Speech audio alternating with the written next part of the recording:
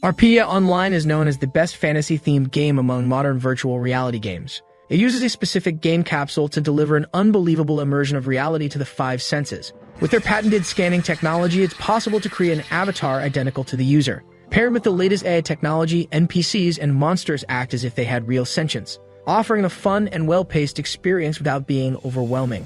In its reviews, Arpedia Online is rated as the best online game in Korea. Due to its popularity, people have started to pay attention to the actions of players among the top rankings. But the most notable among them is the 50th ranked warrior, Bartz. The reason why people are focusing on him instead of the higher rankers is because in Arpedia Online, where playing in a group is considered essential, he is something called a hardcore solo player who soloed the Wrath Dragon. There are various rumors about him. Some say he is someone with a connection to the game's development, or that he would be a very wealthy man who spent a large fortune on his character. But his true identity is that of an unemployed man named Kang Yuhen, our protagonist. Kang, boasting, says he doesn't know why people are so excited about him killing a mere Wrath Dragon, and that the community was abuzz while he was visiting his grandmother. But now he's naked in the middle of the city and wonders what the hell is going on. A knight points to our protagonist, calling him crazy and laughing, while others were disgusted by what they saw, wondering if they should call the administrator or report him. Kang despairs, asking them to wait and that he will equip his clothes, and begs them not to report him. However, he realizes that his inventory is empty. Wondering what's happening, he can't see any of his items and questions if it might be a bug, asking where the report button is. Upon touching something, the hero realizes something shocking. Kang was back to level 1 and without any items. His mother, hearing her son scream, quickly enters his room asking if there was a thief around. Our very shaken hero catches his mother's attention to explain, and she waits with some anxiety about what would come next. However, breaking the expectations of it being something really serious, Kang warns that he believes his account has been hacked. His mother, after hearing what was said, asks if he is talking about the account Kang had in his game, which is confirmed by him, causing his mother to become enraged because he had screamed like that just for this, and questions Kang about having promised her that after locking his college, he would sort out his life on his own. But all he has done is stay home playing games, and when he goes to the prep course, he sleeps during class, so how could he sort out his life this way? Kang's mother slams the door violently, saying that he is giving her a heart attack from so much anger. Kang retreats to a corner with sadness, lamenting the time it took to level up his account and asking for his avatar to be returned. The best solo player in the world, with several titles like the Dragon Slayer, has disappeared. An employee from DreamMax Corporation asks how he can help. Kang had called support and was reporting the invasion of his account. He said he sent a ticket but received a response that everything was normal and that can't be true. The employee confirms the account details with Kang and tells him to wait a moment. Kang anxiously awaits the employee's response, and the same responds that the hero's character was created 4 days ago, not seeming to exist any anomaly in his account. Kang asserts that he created his character during the open beta, and his level was reset, besides being completely naked. The employee says that this Bartz, whom Kang refers to, was deleted 5 days ago, but the protagonist was out all this time, so how could he have deleted the account? He says that DreamMax has a world-class security system, and that it's a pity to inform him, but there's a good chance that this is the result of poor digestion of personal information. Kang, annoyed, asks if they are saying it's his fault, and the employee recommends that he change his password weekly to prevent such things from happening again. The system shows that he did not change his password, and the terms of service state that the company is not responsible in case of poor management of personal information by users.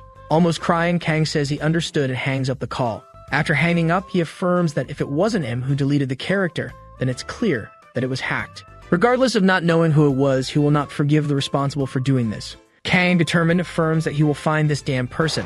Outside the house, someone approaches. It's the protagonist's brother, who enters the room talking about some requests from their mother. But he finds Kang in a deplorable state of sadness and drunkenness. Kang offers a drink to his brother, and he thinks he's crazy because he's underage. Kang's brother asks if he finally lost it while studying for the civil servant exam, but Kang says he lost. Today was the day his other half left this world, so how could he be okay on a day like this? A little disappointed, his brother tries to console him but thinks he's a loser because besides spending the whole day playing, he still makes all this drama. Back to what he had come to say, the brother says that the mother wants him to go get a ladle, but Kang says he's busy and tells his brother to go. Hyun warns that he has to go to the prep course and thinks that he is a high school student and his brother an unemployed, making it clear who should help. Kang thinks his brother is a damn person, and the same has no respect for his older brother. He gets irritated at the thought of his brother thinking he's better than him. Arriving at a convenience store, he talks to his father, saying that his mother asked him to get a ladle. Kang says he has no idea, and while looking at some ladles, he says he believes hers broke while preparing rice. The father doesn't seem to believe, asking how much force would be necessary to make a ladle break like that. Kang says he doesn't know, but all objects have inherent durability despite his mother probably not thinking about it. While holding a ladle, the hero had a flash of an idea, thinking about the issue of durability. His father looks at him scared while Kang behaves like a villain who discovered another infallible plan. He turns with confidence and says he understood. Filled with happiness, he says Eureka, and disappears from that store in an instant, even lifting his father's wig off his head. The father yells at him to at least close the door when leaving, but Kang was already far away, climbing the stairs at a breakneck pace. He thinks that Arpedia Online has a durability system, and each piece of equipment consumes a quantity of durability when used. When the item's durability reaches 0, it is destroyed. That's why players were rushing to blacksmiths who are capable of repairing their weapons in a short time. As the repair capacity changes by level, the bigger and more expensive the equipment, the higher the level of the blacksmith to whom it should be entrusted. Now what would happen if a high-level blacksmith started repairing equipment for a low price? So everyone would go to him asking to repair their equipment. All of Bart's equipment was expensive and rare, so there's no way the hacker could have deleted them along with the account. If the hacker decided to sell the items before deleting the account, he can find them by following the traces of the sales. Kang tells the damn person who hacked him to wait just a little longer, and he will beat him up when he finds him. The hero finds himself in front of a large gate and a golden ball with wings. The golden ball was a guide that welcomes the hero, asking if he would like to enter the game, which is denied by Kang, who says he would like to create a new character. The guide asks to choose the character's birth date, and Kang says any random one is fine. The hero's birth date will be April 4th, and the guide asks if he wishes to choose the character's name randomly as well, but is denied since Kang would like to choose it himself. He thinks about the name he should use and wanted it to be something short and imposing like his old avatar. He says he knows and chooses the name Zig. His name will then be Zig, and the huge door opens, declaring the beginning of the game. The character Zig is being created, and the hero affirms that this will be the name of the best blacksmith in Arpedia. Already inside the game, he hears a conversation, but our hero doesn't understand. The blacksmith says that what he does is a job that requires unwavering patience and resilience, not something a youngster like him could do as if it were easy. Now that he's understood, the blacksmith asks the hero to get out of his workshop. This is the blacksmith Pabuchi. The irritated blacksmith points his hammer at Kang and asks him to disappear from there, leaving our hero unsure how to handle this situation. There are 2 ways to obtain a production job in Arpedia. One is to learn the job by buying a skill book, while the other is to learn while working. The latter option allows you to earn money along with a job promotion, but everyone avoids it, because all the NPC blacksmith masters have a strong personality. Among them, our hero highlights Pabuchi because he always fought when he went to repair his equipment with Bart's. But considering his current situation, this is his only option. Kang knocks on the blacksmith's door, believing that an advancement mission would be easy. He enters the place asking for permission and states that he wants to become a blacksmith. The blacksmith there asks if he heard right, and the hero confirms, saying he wants to be the best blacksmith in the world. Pabuchi then says no chance, which surprises the hero. Pabuchi says that just by looking, he knows he will never be a blacksmith, and the hero asks to at least be tested before. The blacksmith thinks about the test request. Kang says he can be asked to do anything. Pabuchi then separates a pile of logs for our hero and asks him to cut them all in one day. He says he will teach if Kang finishes this job, leaving Kang discredited with the mission given to him. The blacksmith states that he can give up if he wants, but the hero decides to start working. However, he doesn't seem to have a knack for it. He tried to hit the log, but the logs seem to be dodging his axe. The hero gets annoyed at having to do that and states he has seen several players advancing at the same time and learning to hammer. A man next to him replies that it's due to affinity. Kang asks who he is, and the man replies that he is also trying to become an apprentice. The man reminds the hero of the character creation day and explains that the birth date indicates his affinity with jobs. Kang despairs because he didn't know that birth dates were so important. The man consoles him, saying he also got annoyed with that. The hero then considers creating a new character, but he thinks it would be a hassle to reach level 10 again and gives up. He believed that Pabuchi would teach him anyway if he completed the challenge, so he continues with his mission. After a while, the woods began to be cut easily. Our hero had improved, and the blacksmith is impressed with everything that was done in a single day. Kang reminds him of his promise, asking if he will now be hired, but Pabuchi denies it. Wielding a sword, he asks the hero to go to Lanko Mountain and bring back 10 coals. Thinking about the mountain, he remembers that the suggested level for the mines is from 15 to 45, and his boss is very dangerous. Kang asks if the blacksmith will be responsible for his death, and he says that's why he's giving him a sword. Our protagonist wonders how bad his affinity is. He takes the sword, accepting a challenge, and asks if he promises to make him a blacksmith after that, which Pabuchi confirms. Already in the mountains, the mission is for the hero to go to the marked location and obtain 10 black coals. Kang begins to collect the coals, putting extreme effort into his work. While resting, he thinks that not everything is resolved with brute force, and tries to remember the pattern of the woodcuts. One must hold the shaft lightly and swing like a sword. Kang delivers a powerful cut, and obtains a black coal, feeling proud. He then decides to continue thinking that it's just remembering the swing of a sword. The mission is then completed. Only the coal delivery to the blacksmith is left. In the midst of a war scenario, the hero walked calmly. While thinking about the hacker, a monster spawns in front of him. Being totally astonished by that powerful monster. To make matters worse, he was the mountain boss, the Furious Boar. The boar roars at the hero, trying to intimidate him. Kang is stunned and starts to run away with all his might.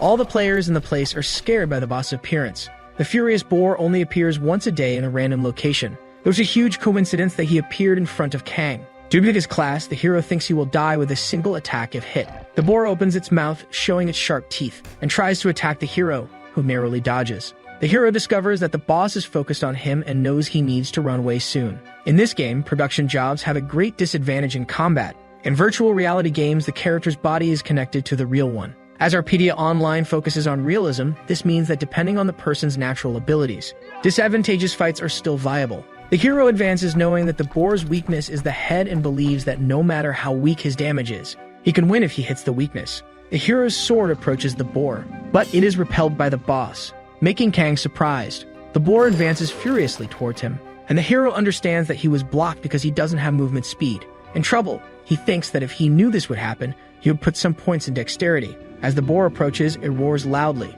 A few seconds from impact, the hero tries to come up with a plan. He thinks whether he should run but says no. Wondering why he's so worried about a mere furious boar and heading into battle, the hero remembers he is Bart's. Even though he's a temporary character, his class is permanent. As he advances, his stamina suddenly runs out, and when he's almost hit by the boar, an arrow is shot at the boss. Kang realizes it's a bow attack. The boar, however, isn't so injured, having only lost a piece of its horn, but that was important to it. The person who shot the arrow wonders what they did, not believing they only did that much damage. The boar then turns its attention to the woman, jumping on her and scaring the player. Kang advises aiming for the head, where its weakness is.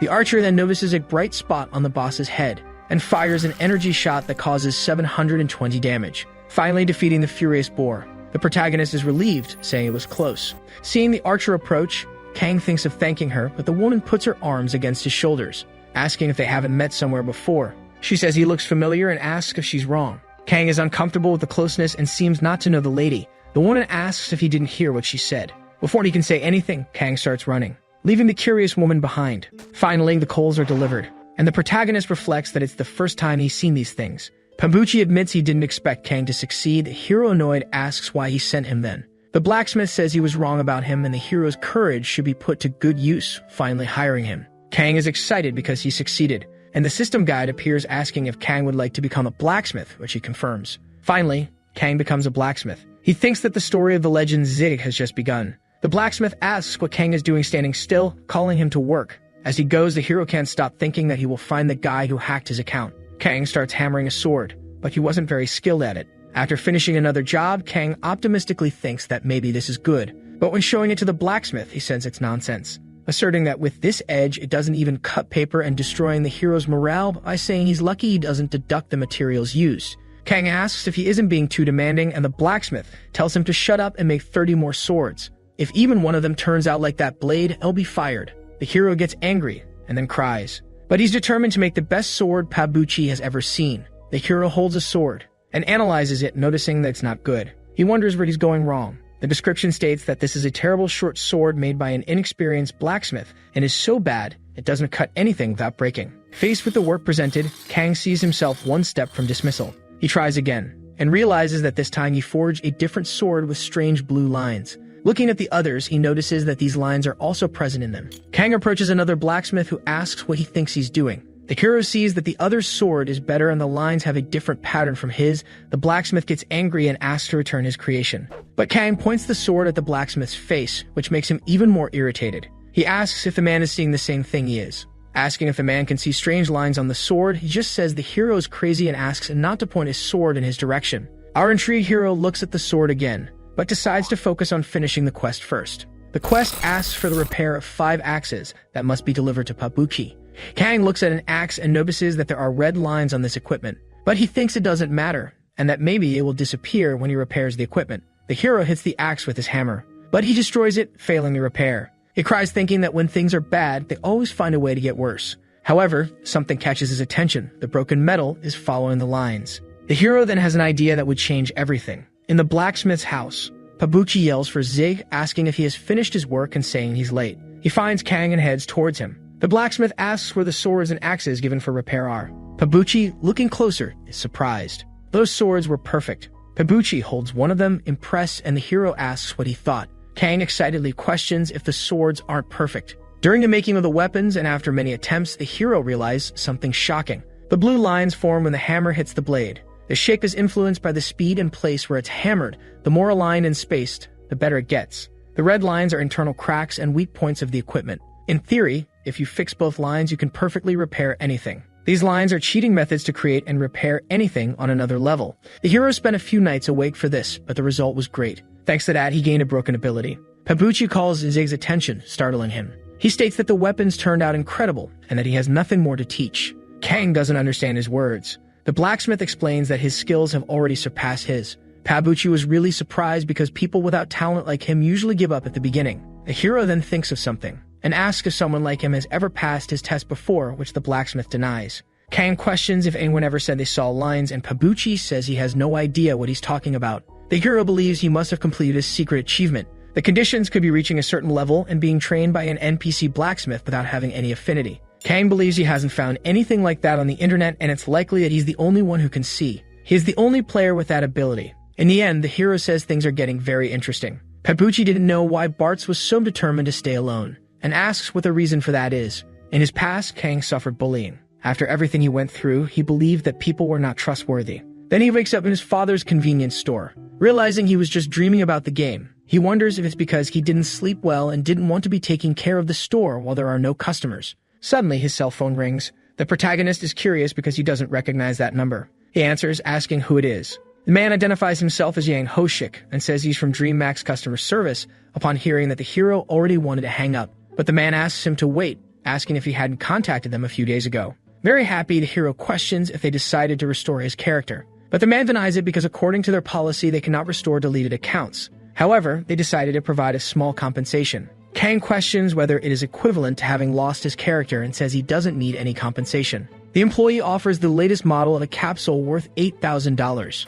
Our hero is impressed with the amount of money, promptly stating that he will accept. In a tropical landscape, someone asks how the negotiations went. Another person responds saying that in the end, everything turned out all right when they mentioned the capsule. The client is probably grateful for the way the director handled the matter. Sun Sixin says he is happy to hear that. The man talks to the director via notebook and asks why he paid for a capsule for the boy. In turn, the director states that even though he was hacked, he continues to play instead of giving up. And besides, he is playing as a blacksmith, a class that players avoid. Finally, he states he is looking forward to what our hero will deliver in the next update. Inside the game, a message informs that they are recruiting players to invade the Deborah dungeon. The woman from before looks at the announcement, but the group already has an archer, so she wonders why it is so hard to find a group. Whenever she finds one, they give up, and she considers making a group of just 3 people. Suddenly, she bumps into someone. As she turns to apologize, she meets the protagonist again. The woman says it was good to see him, but Kang runs away before even talking. This time, the woman chases him, asking for a bit of his time. Kang tries to escape, but the woman manages to keep up. Finally, our hero tires, yielding and asking what she wants. The woman then asks if he would like to form a group. Kang questions the idea, and the woman explains about the dungeon, but Kang already knew because Bartz was the one who discovered it in the first place. The woman states that she only has 3 members in her group and that if he accepts, they would have 4, which is recommended. However, the hero denies. The woman tries to insist, but he does not want to discuss. With a sad face, she asks the reason. But Kang seems not to want to explain. Amidst a coup, people were impressed with the hero's repairs. Someone says that although it takes some time, the repair rate is 100%. On top of all that, it was very cheap, just 30 gold. Kang, already very tired, did not expect such a crowd and wonders if he should charge more. However, he slaps himself, remembering that his goal is to catch the hacker. Kang calls the next person and comes across the ranger's bow, the D-ranking equipment he had as Bart's. He believes he has found a clue to the hacker, but upon closer inspection, he notices that it lacks a certain insignia. The person pays him, and Kang believes he is being treated like an idiot. 2 men discuss whether they would give a certain thing to a woman, and the other responds that yes, because one must spend money to win over girls. Kang gets irritated with that conversation. The redhead believes that in addition to helping in the dungeon, they are also giving a rare item as a gift, so it would be reasonable if she met them in real life. His friend asserts that after she receives all that, she could not refuse. The men also plan to threaten her if she refused. Kang realizes that they are scoundrels and feels sorry for whoever they are harming. While fixing the bow, the men decide to send a message to the girl. One of them says that her username was Shia, making the hero stop his work and call the men's attention. Kang informs that the repair is completed, However, he does not release the bow. Kang remembers that this was the name of the archer from before. The hero knows that there are no repeated names in the game, and the men get stressed, wanting the bow back. Our hero understands that it is probably the same person, releasing the bow and making the man fall to the ground. The redhead asks if he is okay, and the other gets angry with our hero, going up to him and asking if he has gone mad. He asks Kang to apologize or he will have to uninstall the game. A man in the background asks them to move away if their repairs are ready, since there are more people in line. Tempest Guilford is the leader of the Red Tiger Mercenaries, considered the strongest of all, a famous player ranked number 45 on the server, and now he was waiting in line at the blacksmith Zig's shop. The mercenary looks at his sword in terrible condition and thinks that he has good memories with it. It has been through several blacksmiths, and if Zig does not solve this problem, he will go after a specialist. The mercenary observes the men from before and questions why the men do not leave after finishing their repair, then taking the lead and intimidating them up close. The man recognizes the mercenary and wonders why a higher level is there. They apologize and run away. Tempest mocks the education that the protagonist's friends have, and asks Kang if he can repair his beginner's sword. The hero says it is possible and asks him to wait a bit.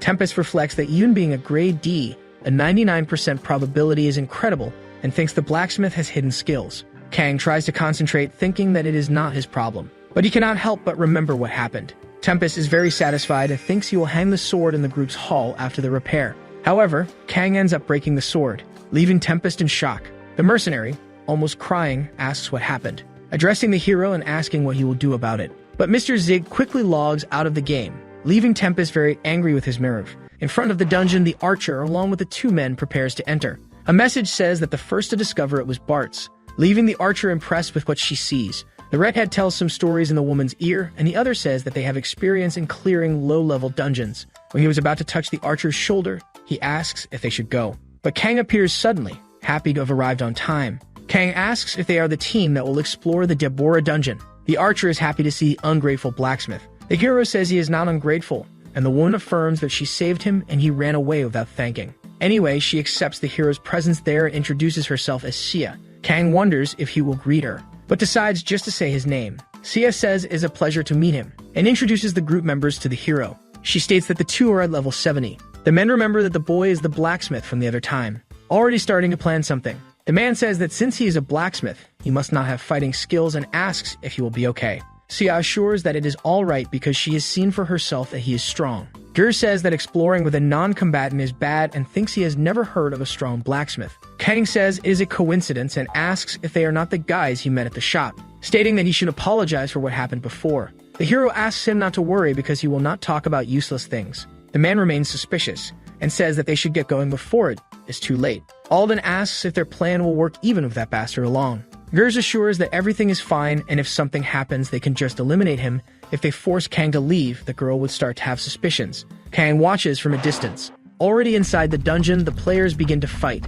Sia is impressed with their skills, and Jers believes that Sia must have a crush on him. However, her attention was not on him but on Kang, who defeats the skeletons by striking precisely at their weaknesses. Kang dodges an attack, and a monster prepares to launch another. Having no skills, Kang knows that if he is attacked, he will be in trouble, so he must finish it as quickly as possible. He advances directly at the weakness of the Woodman, which is his energy source and also his heart. He explodes with the attack. The hero's resistance lowers and the system asks him to consume food. Sia comments, impressed with the group members, that even without any skills, Kang was able to defeat them all at once, which leaves Jers irritated for overshadowing his glory. Jers believes he would clear the dungeon easily but fails, and begins to see the blacksmith as a threat. A skeleton prepares to launch a poison arrow. Jers deflects the arrow. However, another hits Kang. Jers begins to feel self-important, believing he was being watched. But Sia's attention was on Kang, who was crying in pain while the system warns that he has entered a state of paralysis. The men boast in front of the hero and mock him, saying he is embarrassing himself.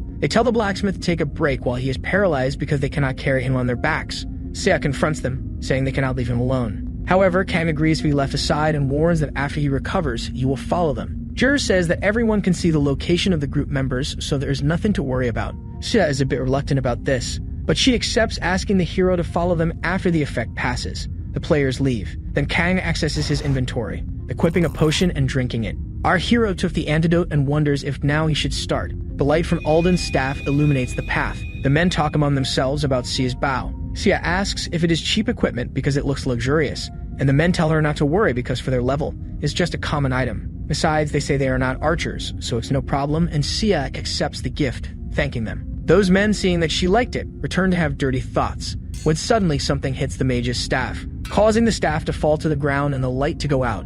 In the midst of darkness, it was difficult to locate oneself, until the mage finally finds his staff and lights the light. Facing a bunch of skeleton monsters in front of him, they wonder what the hell this is. Looking for Sia and realizing she was already far away, the players say they will try to hold on while surrounded by monsters. Someone pulls Sia away and she asks who it is, saying she needs to go back to help her colleagues. A torch lights up. It is revealed that the person who pulled her was Kang, asking her to calm down. Sia asks what he is doing there and says they must help the others. But Kang claims that if they are level 70, they will be fine in a level 45 dungeon. The warriors have already defeated all the monsters and are very tired. Gers wonders what kind of bastard would do something like this, but he calls his friend's attention to several semi-rare items on the ground. They get excited about the possibility of having done well, and their eyes fill with greed. Suddenly someone emerges, telling them to stop, asking if they are dividing the items on the ground and calling them trash.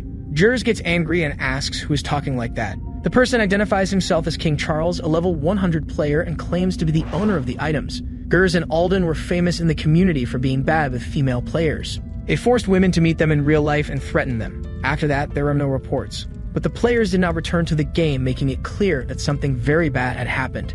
A player disappearing is not very relevant, but the hero had already decided that they would be expelled forever from the game. Back in the game, Kang attracts the attention of the monsters with his torch. He drew the attention of another group of players, and knowing the characteristics of the dungeon well, he knew that anyone could execute this plan. The hero acted like a dungeon thief and stole several items, leaving them in one place. This consequently makes the players extremely angry. Due to the many cases where players are robbed, they hate thieves. So when a small scheme like this appears, everyone joins together to solve it. Amidst the many angry players, Gers and Alden try to explain themselves, but are unsuccessful. In the end, the two ended up leaving the game. Sia looks at the group window, finding it strange that her colleagues log out, asking if they died. Kang makes up an excuse that they had to resolve something, so they disconnected. Sia asks why he didn't notify her, and the hero tells her to ask them when they reconnect. But he already knew that they would no longer connect. The archer asks if they should go back, and Kang agrees, saying that the mission should be in a group. Kang thinks that now that he has achieved his goal, he will go back to focusing on his work. But she says it's a shame because she wanted to beat the record since she won't be able to play anymore. Kang thinks about what she said. When Sia was about to leave, the hero asks her to wait a bit. He says that since the two of them are already there, they should defeat the boss. Kang suggests that they defeat the boss. With a sad face, he said he understands because it must be difficult for her. Remembering his past, he wishes to give Sia an unforgettable memory. She says she doesn't understand very well and asks if what he wants is to defeat the boss in her company, while Kang confirms, moved. But when he realizes it, she was already at the dungeon door waiting for him, which scares him. Suddenly, the door begins to close, and the hero runs to enter in time. He is relieved because he almost didn't make it, and Sia questions if it will really be possible for the two of them to defeat the boss. The hero says that if it's just a stone golem, it's possible, and since he's there won't be any problems. Smiling, he proudly says that this dungeon is very easy for him. During his time as Bartz, the hero had already conquered the Deborah dungeon more than 100 times, reaching the point of becoming a professional. The hero thinks he can help while leveling up, and Sia asks why nothing has appeared yet. Kang sits down and says that if they wait, it will soon appear, thinking it's normal for a stone golem to camouflage itself as such. Suddenly, a noise under the hero catches the group's attention. It was a small hamster that captivates Sia's attention. Kang thinks that hamsters stay close to stone golems. While poking the animal, he thinks this must mean that there is a golem nearby and asks the hamster to tell him where the boss is. A pressure then takes over the environment. The ground begins to move and the hero asks Sia to step back. The golem is taking shape in the air, and gradually taking shape, completing its preparation, identifying itself as a level 60 giant stone golem. Sia is startled, believing that they could defeat such a monster. But Kang reassures her, telling her to just follow the plan. He takes the lead in combat and runs towards the golem. Sia takes her bow and affirms she will provide cover, hitting an arrow on the golem's arm, which irritates it, causing it to attack her. Kang approaches with his sword to strike a blow, and draws the golem's attention to himself as it turns its head 360 degrees. He strikes with all his might but deals only 15 damage, hurting his hand more than the boss itself. The golem decides it's its turn to attack, but the hero successfully dodges. He questions his physical capabilities while jumping, realizing that the parameter is lower than he thought.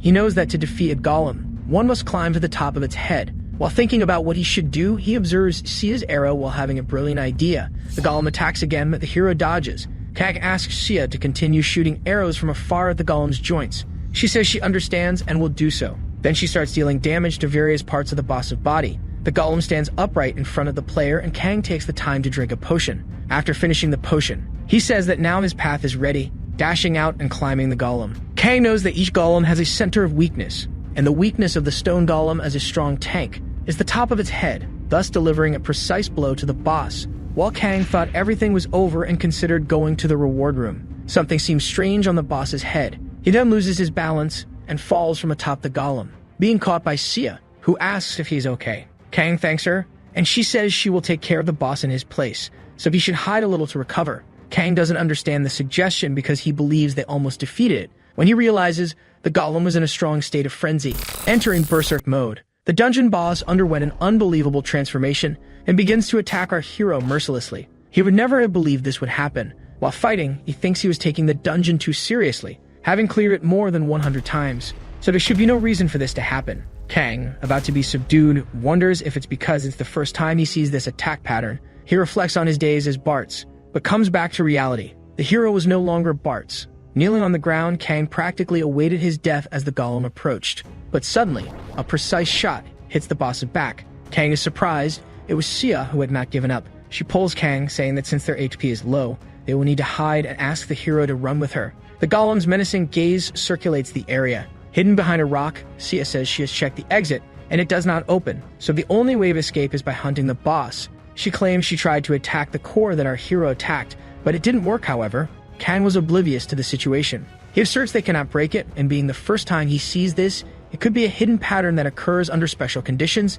Kang says that anything they do is too much for their current levels, and says that maybe it's better to research a way to be hit suffering the least pain possible, but Sia does not accept this. While Kang tried to convince her that they were lost, she does not listen, and says with a smile on her face that if he doesn't know, they have to find out, and even if they fail, it's better to accept the challenge. Kang tries to explain to Sia about the level difference, but the girl says that adding her level to his, they are at level 80. The hero asserts that this makes no sense, and Sia insists they work together because they will surely find a way. She runs towards the battle and tells the hero to accompany her because she will be waiting in his room. Kang's brother says he heard that he gave up. He warns that their mother is crying and asks what they should do if he does this kind of thing out of nowhere. Bending down beside him, the brother asks if Kang remembers when they were young and the boy beat up the bullies. He says that at that time he was bigger, so they couldn't do anything, but this was not the case now. The brother says that Kang is in terrible condition, saying he is not good at studying and that the only thing he knows how to do is play. Kang then gets up from the bed angrily,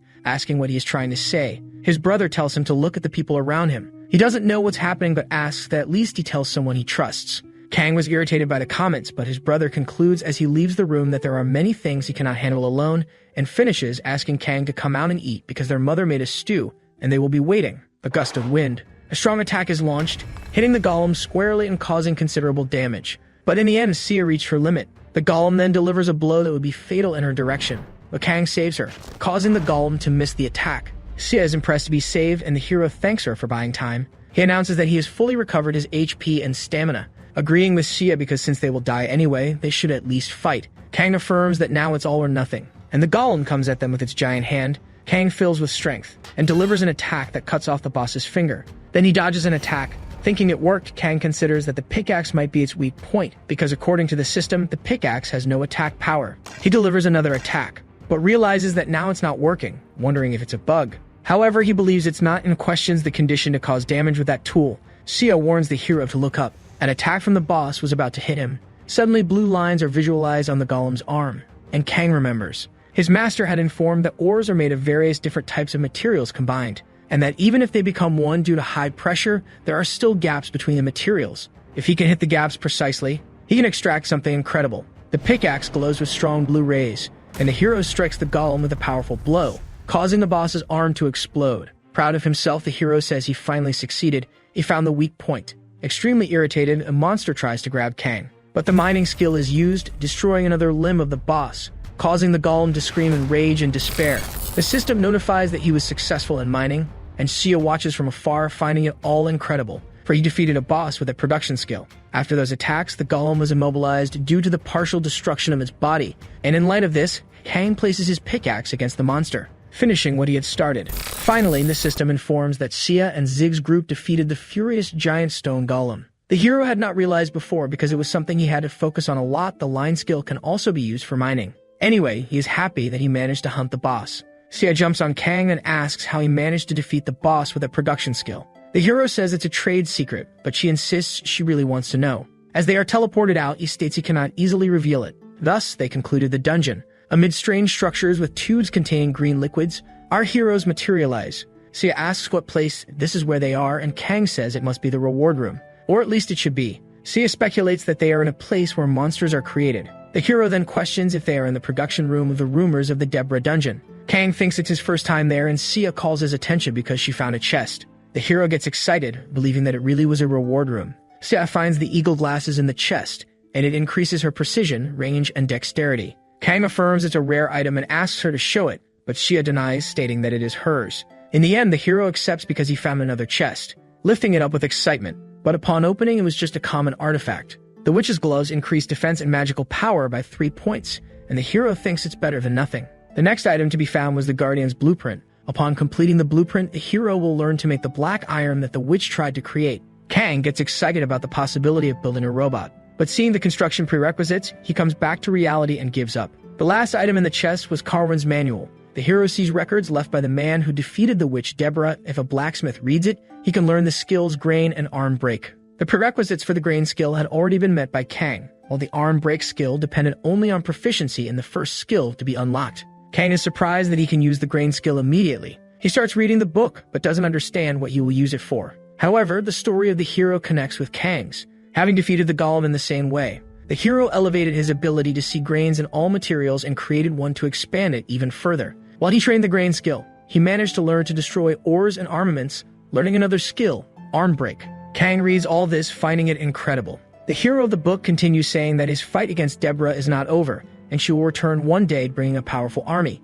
This is the reason why he did not destroy the witch's cave, leaving it as it is. In the end, the hero hopes his successors can learn to fight against the witch's army. Kang, intrigued by the story, found it interesting that a blacksmith could learn Carwin's skill. Sia asks if Kang didn't like his reward, but he affirms he did. In fact, he was very excited because he learned a hidden skill. Sia then calls Kang to leave there. Outside, Sia comments that she spent a long time without seeing the sky, and Kang says that a day has passed in the game and 8 hours in real life. She then says she must leave immediately, and Kang fumbles, wanting to say something to her. Sia then takes the initiative and asks how old Kang is, who, upon answering 20, confirms she is the same age as her. Sia smiles and asks that from that moment on they become friends. With her hand extended towards the hero, she questions if he will not greet her, and they finally shake hands.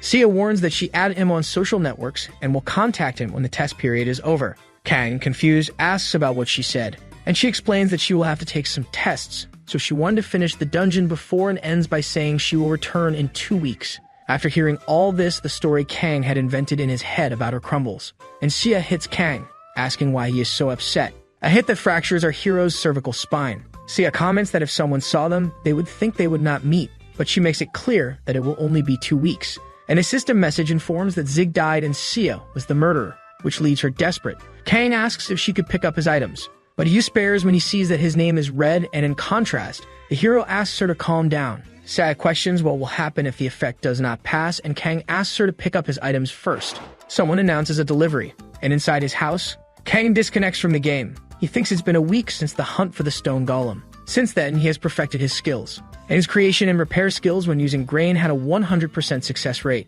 In addition, the quality of the equipment increased impressively. And then in another week, he had already become a famous master blacksmith in Balden. In his new capsule, Kang confirms that the sensation in the game feels much more real than before. Suddenly, someone catches his attention. They were numerous customers asking for their items to be repaired. But Kang explains to the players that he has a mission to do, so he will not be able to work. This causes the players to start a commotion because everyone wanted at least their equipment to be restored. A blonde then approaches the confusion, saying that a king slime appeared on the plains of Urk and comments that he has to go there immediately. The players who are nearby are interested in the matter because it was a super rare mob. Quickly, everyone leaves together towards the plain, leaving only Kang and the blonde at the location. Kang thinks that the king slime does not appear in these plains, and the blonde in turn says that they can finally talk in peace, warning that he came to visit. In the classroom, our protagonist studies in casual clothes. He writes things quickly in his notebook, while someone looks at him believing his speed was superhuman. A month has passed and Sparks was hacked. Even with his fame, he had not found any clues about the delinquent. With high-level equipment, it was easy to level up, but now Kang had to seek other methods, finding thus the commercial route of the Northern Arc. Kang thinks that in addition to having been successful in clearing the route, a level change in the game will also happen. He gets excited thinking about how interesting these missions will be. A recent quest was published by the King of Barkas, It involved sending a delegation to establish a trade route with the country of Nosark. The mission was requested by King himself, hence there are rumors that one can expect great rewards. Nosark is the home of the dwarves who originated the blacksmiths, and this is an opportunity the hero cannot miss. He thinks the problem is that his classification and level in the system are low. While thinking, he startles the man from before with his capabilities again. Someone says they must introduce themselves, and identifies as Dylan, manager of the Walden branch of the Golden Rush Merchant Syndicate. Dylan explains that he is there to recruit Kang, and affirms he will treat him very well. Kang, however, was thinking a lot about the matter. In turn, Dylan asks if the hero didn't hear him, and he asks for it to be repeated. The branch manager then gets stressed, believing he is being ignored. Kang warns he is not interested in guilds, and Dylan believes the blacksmith does not know his. But Kang warns he already knows it, and that it is a guild that always comes in second place. This stresses Dylan, who explains that second place is also incredible. He states it's a pity they are in second place, and that they will soon return to first. Reiterating the offer, he cites a few more benefits, but the hero denies. Dylan did not expect that response. Kang explains that even if he joins the guild, he will continue to be a blacksmith who will be exploited. The hero then questions if they would treat him differently. Dylan thinks about what was said, and proposes that Kang become an associate member. He explains that he usually suggests this only to high-level users, explaining that it's enough to register on the website and keep in touch with him periodically. There will be no obligation as a formal member, and every service provided will be rewarded. If Kang likes the guild, he can join, and if he doesn't like it, he has the right to leave after half a year. The hero begins to think about the proposal. It was a very difficult choice to make, but in the end he accepts the conditions. However, he asks Dylan if he could do him a favor in return, which piques his curiosity. In the midst of the forest, a carriage passes by. Some comments question the decision to hire a novice as an associate member. Dylan then responds that it will be an experience. The manager says he had seen someone similar to our hero. The name of this player was Giriam, the top one of the server, the greatest master whose unique pieces can be traded for millions. The man in the conversation says he will observe the process and asks about a certain amount of gold that disappeared. Dylan understands what it's about and explains that he withdrew 90,000 because the blacksmith asked for something else as a reward. A poster of the exploration group revealed the accepted members. Several people gathered to look at it, as did Kang. On the poster, the hero's player name was written, making Kang fill with happiness. But he thinks that time is limited, and besides, the guilds prepared gold as a participation prize, wondering if the merchant would demand something strange from him in the future. He then stretches and prepares for the mission. In the east of Balden is Joe's bakery. Tempest of Guilford, considered the strongest of the mercenaries, was there waiting in line at the bakery. The attendant calls for the next customer, and Tempest goes to get his order. However, he faces a cruel reality, seeing that his honey biscuits had run out. The attendant explains that the man behind him had just bought them all. The leader of the mercenaries then turns furiously, grabbing the collar of the person, giving a bit scolding to the same for having taken everything in stock. But this person was Kang, the blacksmith who destroyed his sword. Realizing that it was the crafty blacksmith who deceived him, Kang is startled, seeming to recognize Tempest. But in reality, he does not remember who he is and asks his name. This leaves Tempest totally disconcerted, getting even more irritated and calling him a scoundrel, reminding Kang that he had broken his precious weapon. He then goes for the hero, who dodges. Suddenly, Mr. Guilford ends his session in the game, leaving Kang confused because he disappeared suddenly. The members of the mercenaries group are also confused, questioning where their leader went. Tempest wakes up in his house getting scolded by his wife for not having done some tasks. He claims there was no need to turn off the power, and she gets even more irritated. The man asks his wife not to bend his elbow that way. With his leg trapped, he asks her to spare him this time. In another room, his daughter heard her father's screams, getting stressed because she had asked them to be quiet so she could study. She then tries to calm down, thinking she will try to keep it that way for another week. In the exploration of the portal of Barcus Castle, a man calls his colleague to look at something. It was the Red Tiger mercenaries who were there. The men wonder if the mission will not be too easy with them there. The mercenary asks that everyone in his guild carefully look for that blacksmith. He thinks that judging by the amount of food he bought, he must also be participating. A woman yells, saying she is selling items necessary for the mission at a low price. Catching the hero's attention, she asks if he has ever been ambushed by a monster while walking. And when he was about to answer, she affirms that obviously yes, saying that at that time he must have thought it would be good to have a survival skill, which makes the hero agree with some suspicion. She then announces she's selling a magic ring that allows teleportation for just 10,000 gold. Kang becomes extremely excited upon hearing the price, but still thinks that 10,000 is a lot of money. He then wonders if it is really necessary, and realizes that his body reacted first and went to buy it. The woman thanks him, and he thinks that anyway he could resell it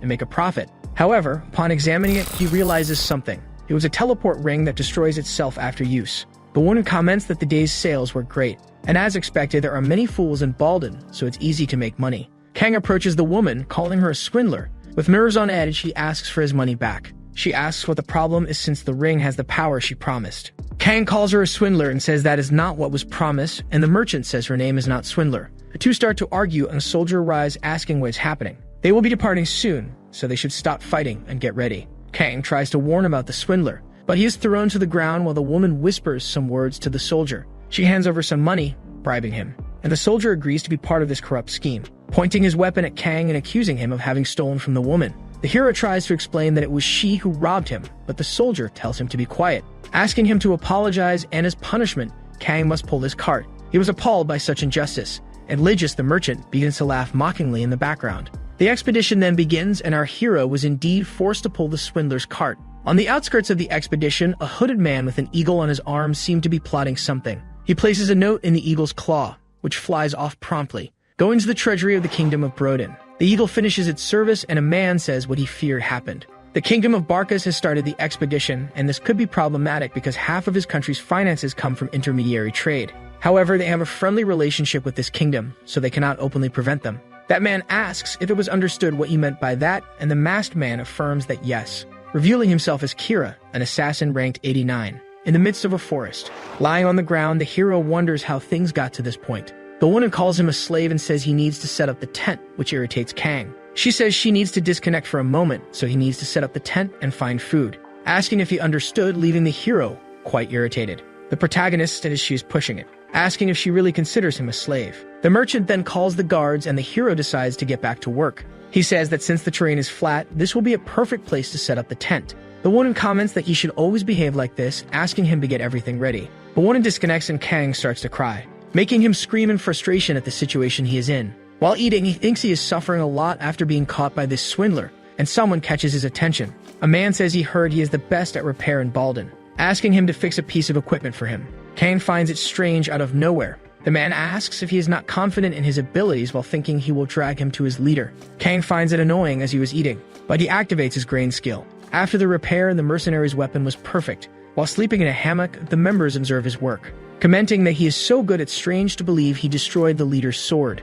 Kang asks him to leave now that he is finished since he is in the middle of reading, calling him old. The man gets angry at the adjective and starts criticizing the blacksmith for breaking the sword that was repaired. Kang asks what he is saying since he was praising him just now. He says he is not an old man, and if Kang does not follow him, he will beat him up. This makes Kang remember. He asks if they are the old men he met at the bakery, and if they are acting like this because he bought the biscuits. The man says the red tiger would never provoke him over something so small, but that's what they were doing. But the hero says it doesn't matter, and since he wanted someone to unload his anger on, he calls him to fight. As expected, the hero was easily subdued, being taken to the leader of the mercenaries. Kang yells that forming groups is cheating, and the leader of the mercenaries says that if he apologizes sincerely, he will overlook things. But the hero tells him to go to that place because he had the right to buy the biscuits. Tempest says he is not talking about the biscuits, and Kang asks what it is because he never harmed anyone, which makes the leader get angry. He then thinks that this will not work, releasing the hero and making him confused. But suddenly, Tempest started to fight with Kang,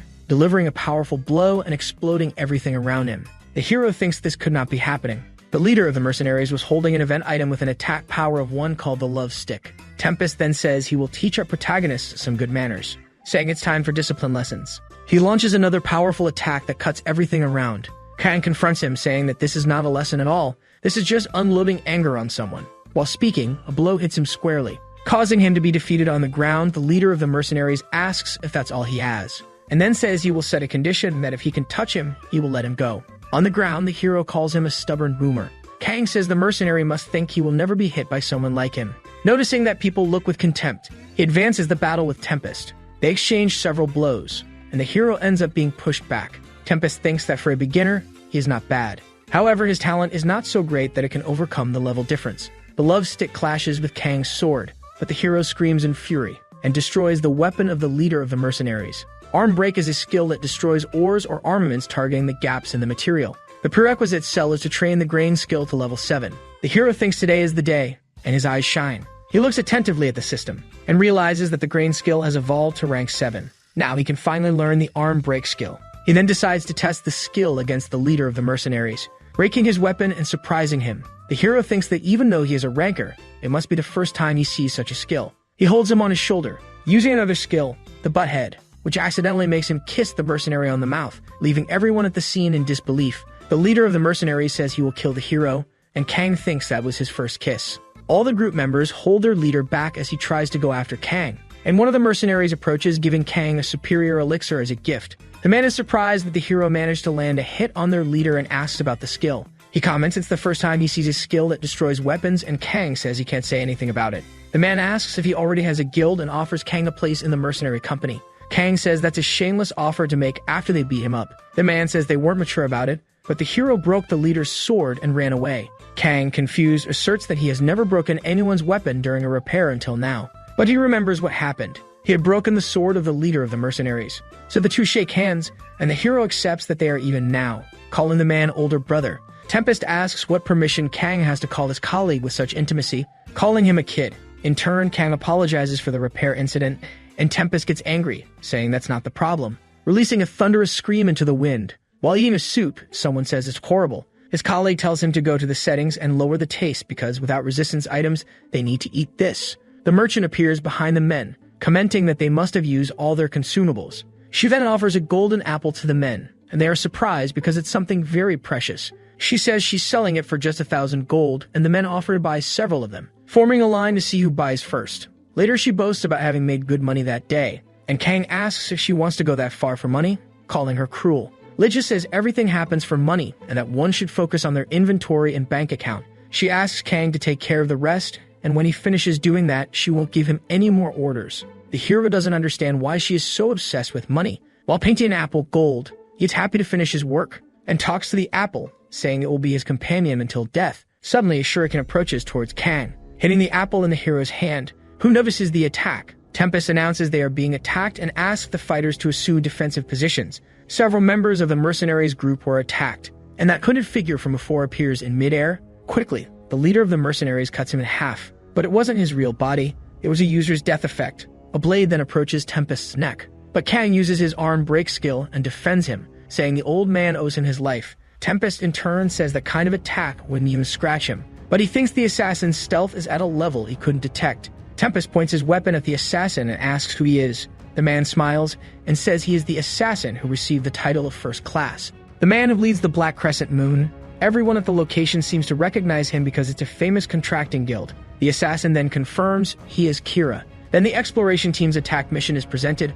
Players must overcome the assassin's interference attempts and reach the Arc of the North. In turn, the hunters are surprised because that was a rancor. That battle stance was of an assassin and had no openings, stating that everyone would die. But the assassin says he was not there to kill everyone. His goal was to keep everyone there and obtain the title of Shadow Patriot, and as long as they gave up, they could end it. One of the hunters didn't want to accept because they spent a lot of time on the mission asking if they would reimburse their investment. The man smiles, saying he was mistaken. At the same instant, the guy receives an arrow shot. Continuing, Kira responds that he was not there to negotiate as it was just a formality. At that moment, they were surrounded by his followers, and if they did not give up the mission, they would die. Guilford thinks that he felt their presence, but it was not hundreds, so it could be a bluff. Realizing that one of his mercenaries was behind, the man gives instructions to him, making hand signals. And when they were about to execute the plan, Zig appears questioning what kind of assassin he was, because if he was a high-level ranker, he should fight respectably, calling him a coward. A stressed man says that Zig was just lucky when he destroyed his weapon, so he shouldn't act that way, giving the order for his subordinates to kill him. A magic goes towards the protagonist, but he ends up defending. Soon after, several kunes go towards the mercenaries. Guilford gives an order to the mage, who uses an ice magic to defend. Kira, in turn, says not to leave anyone alive. However, Guilford was already in front of him, stating that they would be annihilated, using his berserk ability and attacking the guy with his sword, but he dodges. Kira states that if he were a bit faster, he would have won. The system informs that the stats were low, so berserk mode would be deactivated. The effects of Hydra's blood were activated. Due to its effects, all attributes were halved.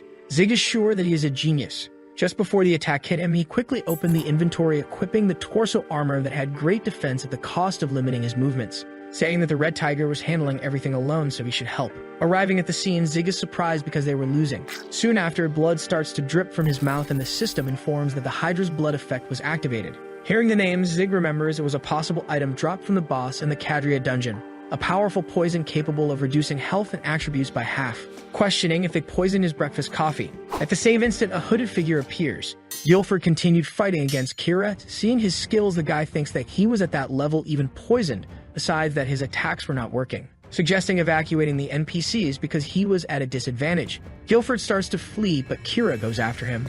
The protagonist, fleeing from the hooded figures, thinks that he avoided all the attacks but would be caught, so he should hide. That he would need to reach the forest. Meanwhile, the girl who had stolen from the protagonist was fleeing the scene. Kira, in turn, was collecting items from his victims, telling them to get ready because when the tracking team returned, it would pursue them. Hearing a sound among the bushes, he questions what it was. One of his subordinates appears informing that the tracking team had returned and they were heading towards Canyon. The man is pleased, cutting a tree in half, announcing they would go to the city of Canyon. Meanwhile, the girl was still observing them from the bushes, thinking that the Crescent Moon was a high-ranked guild and half the team was already dead. And if they were attacked again, it would end in another defeat, so she should warn the exploration team. The girl is paralyzed. Noticing that a giant monster was coming towards her, desperate, she starts to run, asking why an ogre like that was there. Then the cart hits a stone. Consequently, the girl falls. With a terrifying look, the ogre comes towards her. A flashback of her life appears, receiving money and thinking she could be able to pay. Then she receives a call from her father. Looking at her phone, she notices the hospital payment notification, saying that it was all right because money comes back all the time. In the present, the girl says that she worked hard saving that money for the mission, starting to throw stones at the ogre, asking it to die. Then an explosion happens, and the ogre simply disappears. Zig appears saying he finally caught it. Looking to the side, the protagonist notices the girl. Questioning why she was there 30 minutes earlier, two hooded figures were looking for where they were. Hearing a noise, they advanced towards the forest. Meanwhile, Zig was hiding among the trees, saying he finally caught up with them. But first, he needed the advanced antidote. At the same instant, a monster appears behind him. The system warns that it was a yellow ogre, a rare monster that only appeared in the mountains. Attacking Zig, the boy says it had high attack power, so it would be better not to engage in combat. However, no matter how strong the attack is, it was useless if it didn't hit, cutting the monster. However, it still had not died. The protagonist starts a sequence of attacks on the monster. Returning to the present, Zig drank an antidote capable of recovering all status ailments. Disbelieving, the girl asks if he really had defeated that ogre. Affirming, Zig questions if she couldn't see that icon that could only be obtained after defeating it. Even so, she doesn't believe because that guy was just a blacksmith. But it had worked because she was worried about dealing with that monster alone, telling the protagonist to get to work, because he also wanted to complete some missions, mentioning that he had a plan to clear the Crescent Moon mission. Sometime later, one of the mercenaries tells Guilford that they spotted a bridge, so they were almost there. However, for the captain, it was not yet the time, drawing his sword, almost hitting one of the hooded figures. Kira, in turn, says that it was incredible, because he thought he had completely hidden his presence, asking how Guilford knew. The captain says that it was the experience of an adult calling him a child, making Kira furious, starting to throw several spells at the mercenaries. However, Guilford manages to defend all of them, giving the signal to one of his companions. When he was about to use his ice magic, the guy is decapitated by one of the hooded figures, making Guilford furious, going after Kira. With the captain defeated on the ground, Kira mentions that his strength was not as great as his reputation.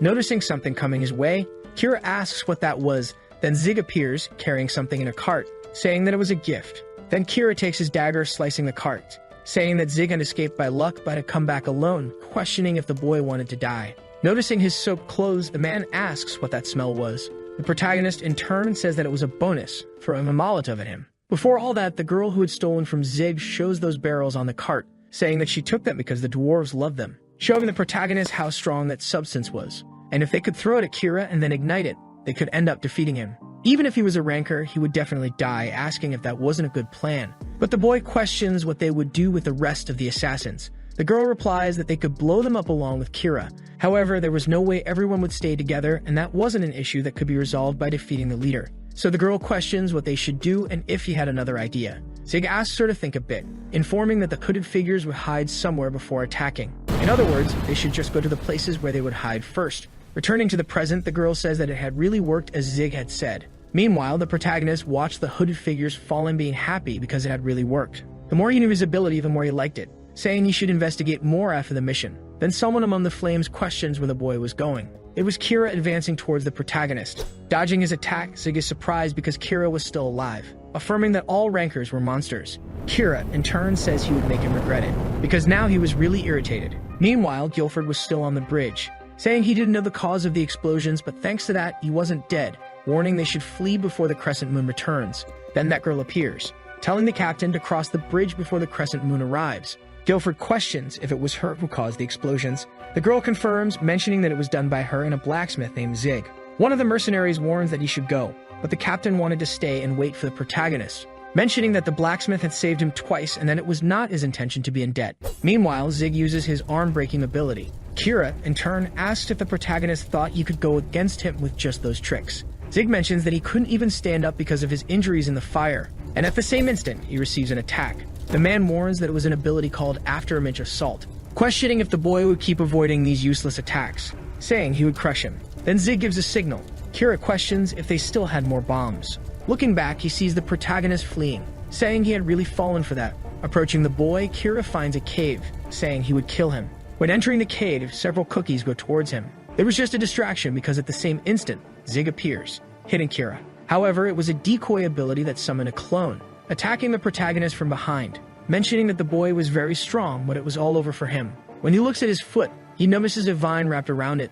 Zig, in turn, says that there were no mobs in that cave, but a plant was interesting. That was a vine that trapped anything and would disappear after a period of restriction. The protagonist says that Kira should have watched where he stepped, making the guy irritated, questioning what he could do in 10 seconds. But the boy mentions that he didn't need any special ability, because he had killed a golem with just that weapon. The man laughs because his secret weapon was that. Then the protagonist advances, telling him to see if that was just a pickaxe. And when he goes to attack, he ends up missing, saying that the boy couldn't even hit a stationary target. But for Zig, the man was not his target, because he wanted to attack right there, mentioning that he had destroyed that core and soon the cave would collapse. The guy says that it was impossible because it wouldn't collapse with just that. At the same instant, the cave starts to tremble, leaving Kira surprised because he had never heard of an ability like that, supposing that it could be a mind-manipulating ability, but he was just a blacksmith. In other words, the cave was really collapsing. Then he starts to flee. However, he was still restricted by the vine on his foot. The system informs that the mission had failed because all the assassins were dead and a penalty would be given. Returning to Guilford, one of the mercenaries asks to leave because Zig should already be dead. Guilford, in turn, says that Zig wouldn't die so easily.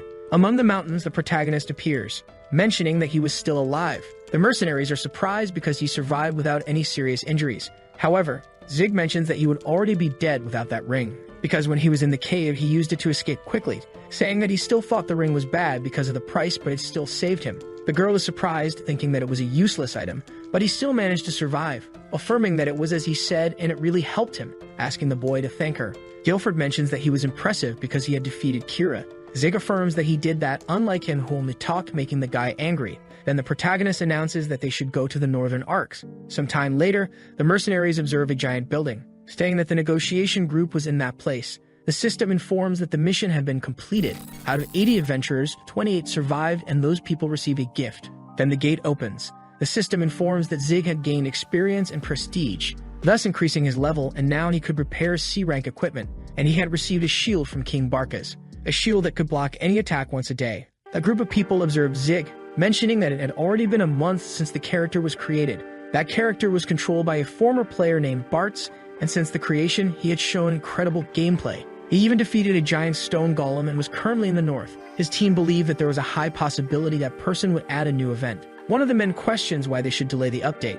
The other guy mentions that the event would bring new changes and the update time would confuse the players. But the man asks if the director thought that really made sense, because it took 3 years to unlock the giant golem mode, and he believed that a low-level blacksmith would activate the event, questioning if he would take responsibility. Then the director affirms that if it fell below performance, he would take responsibility, apologizing for being late. The other guy asks what he meant by taking responsibility. Seokjin says that it was exactly what he had said, mentioning that they would delay the update, but the man asks if he thought a blacksmith could activate the event. Then the director says that it was possible and wanted to add more things in the update, asking them to wait until it was finished. Shoving his ideas, Seokjin asks what they thought of it, and if it went beyond the expected performance, he would take full responsibility. The other guy mentions that developing all that would take 2 years. However, the director announces that most of the work was completed while he was on vacation, leaving the man surprised because he did it alone. Seokjin says that it was exciting because Arpedia would change in the future. Returning to the protagonist, the boy was sleeping, dreaming that he had caught the hacker.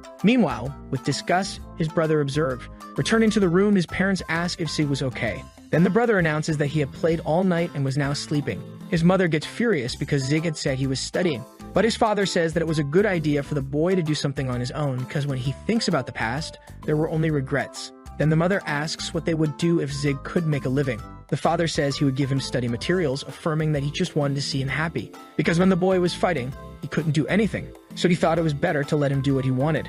Meanwhile, the protagonist heard everything in the background. Then his brother mentions that he would skip the academy, making the mother furious, saying he wouldn't skip. Sometime later, the protagonist was sitting on a sidewalk, recalling what he had heard from his parents, saying that even his parents worried about unnecessary things, but he was fine. Sometime later, Zig questions what that was, because there was a rat in his school food, leaving those beside him surprised. The protagonist takes his cell phone, thinking he should posting that photo on the internet. Sometime later, a man arrives in his classroom asking if Zig studied there.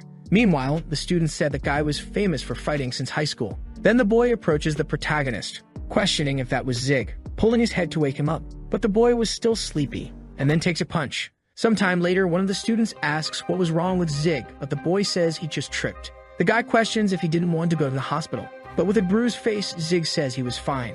And after all that, his school life became hell because that guy always looked for him. Because of that, he distanced himself from his friends, becoming completely isolated. Every day it repeated. The boy says he was really doing that, but the other guy says he can't hear well, asking what he was mumbling. Then the protagonist shouts, questioning what he had done. The group starts laughing, mentioning they were scared. At the same instant, another person arrives at the scene. That boy was named Hyen, who was the council president. Seeing that guy, Zig remembers he was first in everything. Hyen, answering the boy's previous question, says he would tell the reason, answering that he did it just because he liked him. Returning to the present, Zig asks them to face him now because he would defeat them with just his skills. Then a paper hits his face, saying he couldn't see anything. At the same instant, he bumps into a man. The guy asks if he shouldn't apologize for bumping into him. Apologizing, Zig is surprised, recognizing the guy in front of him.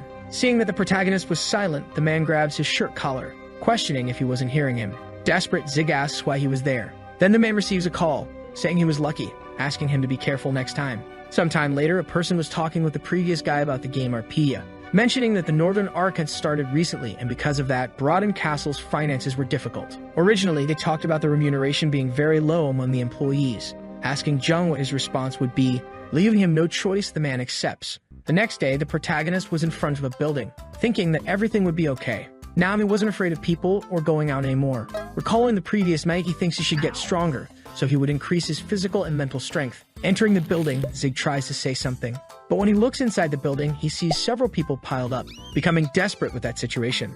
Leaving the place, the boy says he was unemployed, meaning he wouldn't have money to pay. Then the man asks if he was there to sign up. Zig says no, mentioning he had entered the wrong place. When he was about to leave, he bumps into someone. Sometime later, the protagonist was sitting, questioning if that group were the mercenaries from the game. Guilford asks if the protagonist practices any martial art, but the boy says no because he just wanted to learn some exercises. Then the guy asks if he was there to register, but Zig says again that he wasn't because he was unemployed. However, the other guy mentions that it wasn't a problem. Zig, in turn, accepts, saying he had nothing to lose. Asking the protagonist's real name, he responds that his name was Kang. Hearing that name, Guilford says he had heard it somewhere. Recalling that the supermarket owner's son was also named Kang and was a childhood friend of his daughter, saying that it brought back memories of the past. Nervous, the protagonist asks his name.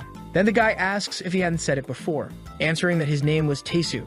Zig asks the name of his daughter, making Guilford curious, questioning why he wanted to know. The boy mentions that it had been a long time. Guilford, confused, says he didn't know what he was talking about. Then he remembers that he was the friend of his daughter. Sometime later, the system informs that his energy was running out, and his life was gradually decreasing. Remembering what had happened when he was with Guilford, the boy mentions that after training he barely managed to enter Arpeia, because his body was extremely exhausted, mentioning that he had leveled up by accepting dwarf missions and had worked hard thinking he could learn hidden skills. However, the dwarves did not accept, questioning if Zig thought they would help him for free, and they already knew he just wanted to steal their secrets. The system informs that his stamina was low, asking him to consume food. Entering a shop, Zig is surprised because everything was very expensive. The dwarf mentions that this shop had the cheapest prices in the city. The boy thinks that the city still hadn't stabilized the prices, saying he would just take a potato. But when he looks at his inventory, he realizes he had no money, remembering that he had spent it all requesting iron during the gold rush, questioning if the dwarf could accept less money for it. Then at the same moment, Zig is taken outside. In the present, the protagonist was lying on the ground, thinking he hadn't eaten anything, questioning if he would die that way. However, he couldn't die and had no choice but to sell that shield, feeling sad because it had an incredible ability. Then a person greets him, mentioning that the shield looked good and asking if he wanted to sell it. Zig thinks a customer had already appeared, questioning if luck was on his side. Then the dwarf makes his offer of 5 million to buy the shield, leaving the boy surprised by so much money, where he ends up accepting the offer. But when he receives the money, the protagonist is confused, and when he looks at the dwarf, he was already fleeing. Knocking on a door, Zig asks the dwarf to come out. However, he says he would stay there forever. Inside the house, the dwarf dismantles the shield, thinking that the final jewel was finally extracted, questioning what the problem was. Sometime later, the protagonist was eating, thinking if that dwarf thought he would merely give up, mentioning that he was ready to become an assassin. Observing those people in the background, he notices they were young dwarves, where they started painting the dwarf's house wall, questioning why they were doing that. Although they were children, Zig didn't like it, trying to stop the kids. But they mentioned they weren't doing anything. Then the protagonist grabs the brush from the child's hand, saying he wanted to teach them to do it correctly, starting to completely paint the dwarf's wall. Meanwhile, the man continued working on the shield, saying it couldn't be helped, questioning if he should go to the ice palace. However, he didn't like fighting, saying it would be good to have someone to do it for him. When he opens the door, Zig sees the dwarf, saying he finally decided to come out, asking the man to return his shield, because he had suffered a lot to get it. However, the dwarf remains silent, asking if he was the one who drew all that, but the boy says it was all a joke compared to what he did. Observing Zig's paintings, the dwarf thinks it was incredible. Seeing his clothes, he surely was a blacksmith. Then he says he would return his shield, asking to be let go. Handing the shield to the boy, Zig notices it was broken into pieces. The dwarf mentions he did a good job dismantling it, and now the protagonist could reassemble it. Zig, in turn, asks if the dwarf really had dismantled his shield, and the man affirms. Grabbing the dwarf's shoulder, the protagonist says it was incredible, questioning how he did it. Blacksmithing was known as a profession that only had crafting and repair. When making weapons with expensive materials, it was standard to make items with recipes, because it would be a waste if a bad weapon was made due to an error. Then you could recycle the materials to make weapons not listed in the recipe, and maybe create items with incredible abilities. Returning to the protagonist, the boy thinks he could keep changing the items he already had as he wished, so he needed to learn it, begging the dwarf to teach him. The dwarf, in turn, accepts, asking if the boy would be his disciple. Sometime later, the dwarf asks Zig to follow him, questioning if the boy knew Anduras, affirming and saying it was a legendary monster in the northeastern part of the Northern Arc. Besides, it loved jewels and accepted them as tributes. Then the dwarf mentions that his companions were bringing jewels and artifacts for that dragon. However, he was different because he would kill it and then get rich, showing what he had done for that ambitious plan, leaving Zig surprised when he sees an iron dragon, questioning if it moved. The dwarf, in turn, says it didn't because he wouldn't leave it there if it moved. Zig questions if it wasn't just a giant can, but the dwarf mentions that all the parts were completely balanced, starting to say various things about the machine. Meanwhile, the protagonist was not paying attention, questioning if he could make a weapon with that. Asking the boy to pay attention, he orders Zig to go to the ice palace. In the ice palace, a person was battling a monster. Then an archer appears, helping the boy. That was the protagonist's friend, asking if her brother was okay. The man says that it was indeed the dungeon's aftermath, as the rumors said. At the same moment, a lightning bolt strikes between the two, and the girl's brother asks what she was doing. Another girl appears, apologizing. The guy asks if she didn't do that on purpose, but the girl questions how a new dungeon had appeared. Saying that it was an opinion among the users, the man mentions that there were various theories. Meanwhile, the protagonist's friend remembers that 2 weeks had already passed, remembering she should have talked to Zig. Then a bloodied man appears, leaving the girl terrified, asking what was wrong with him. While they were healing him, the man notices a figure in the ice. Thinking it was a monster, the group prepares. Among the ice, a person says the fog was too thick to see. When he comes out of that fog, that man was Zig. Surprised when he sees Sia, questioning why she was there, remembering that the dwarf had mentioned the ice palace was a dungeon that appeared in Canyon 2 weeks ago. Showing a paper with images of the monsters that appeared, the protagonist says those were the wooden mobs from Deborah's dungeon. The dwarf affirms but says if you looked closely, they seemed different and that moved that tinkin. Deborah was a genius in magical engineering, and the heart of the wooden soldier she made produced very strong energy. It would have been impossible with just a regular soldier's heart, but if he could get an original one, he could make an energy source to move the dragon, affirming that it would be a trial, because if he wanted to be his apprentice, he should get 30 wooden hearts. In the present, Sia asks if Zig came because of the mission. The boy affirms, but says it was awful, and that he was having difficulties. Then the girl asks if Zig wanted to join her group, as she would help him too.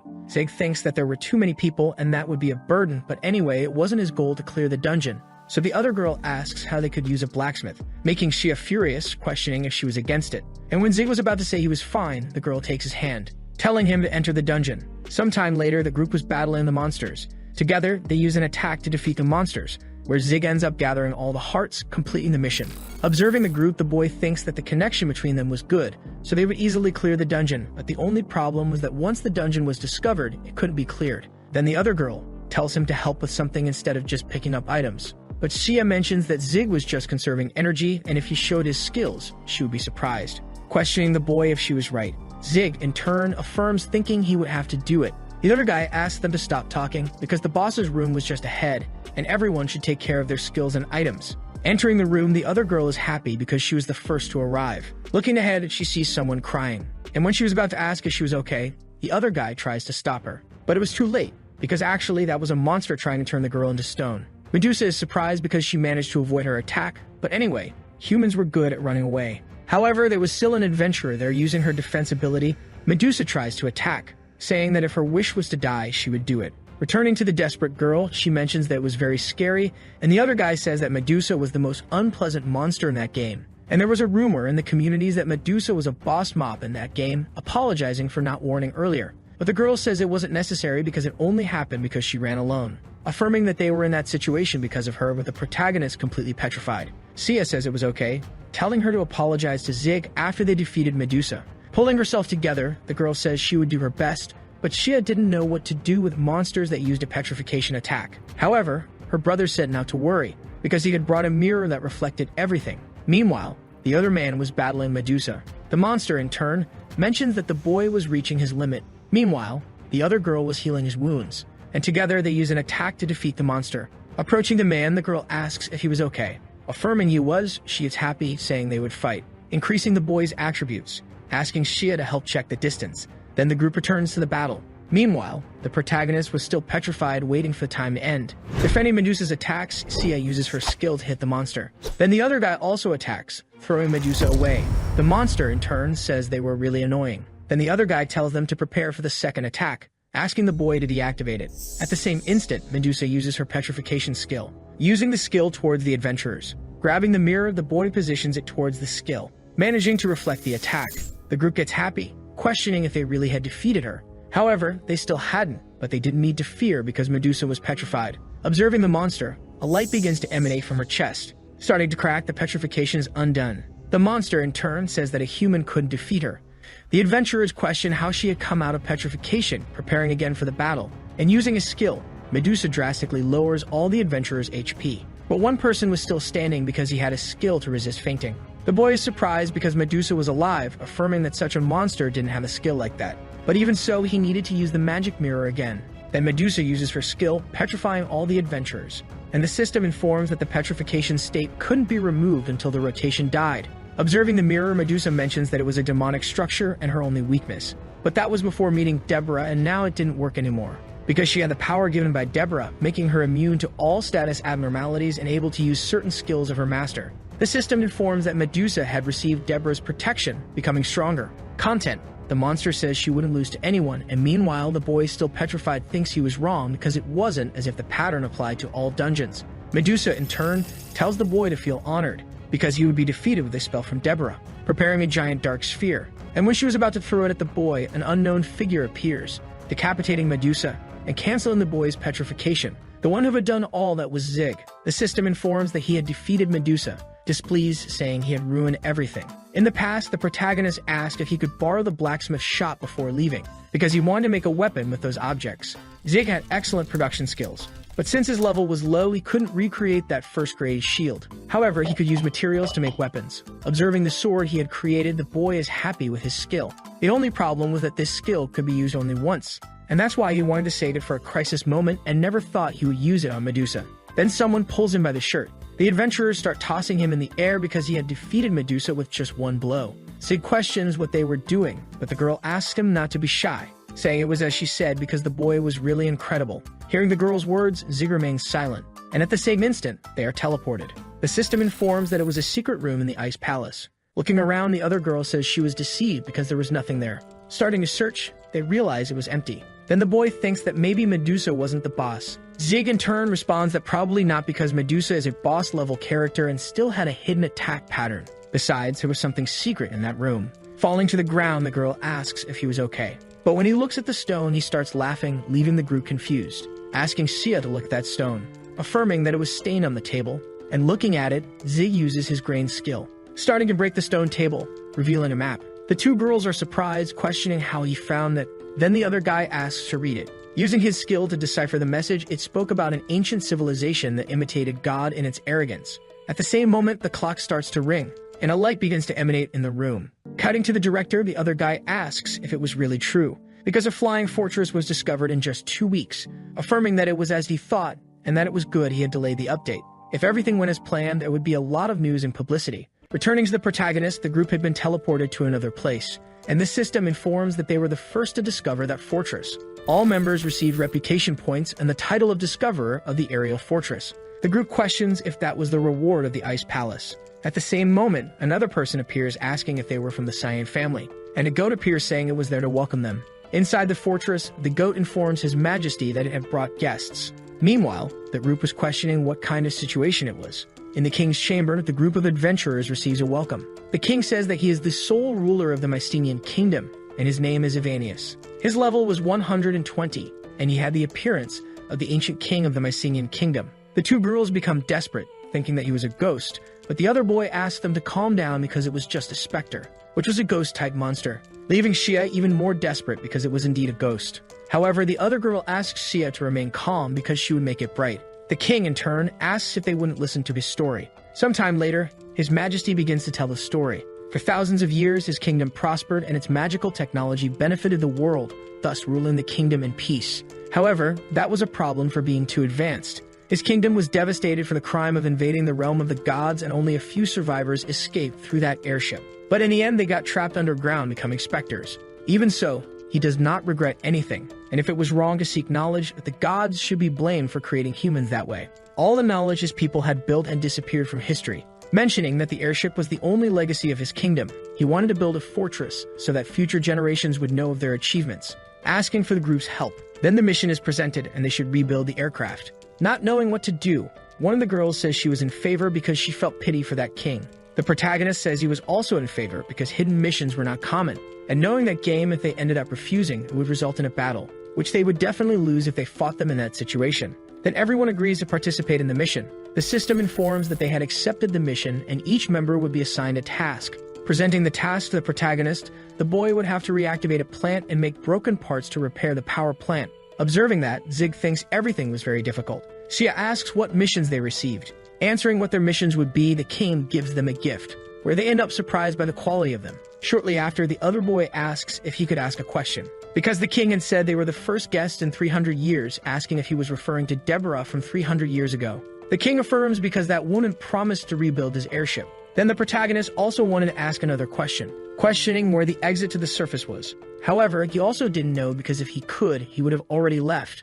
Various adventurers were observing the ice palace, questioning how difficult it was. Meanwhile, the girl who had stolen from the protagonist asks if they won a magic mirror. Because the boss, there was a Medusa. Thinking the boy says he didn't have a mirror, questioning how he would avoid the attacks. Shortly after, the girl presents her products. But at the same moment, she was almost hit by an object. And between the ice rift, Zig's group appears, mentioning that it was as he said because they just had to dig towards where they heard the wind. Observing around, he notices various adventurers staring at him.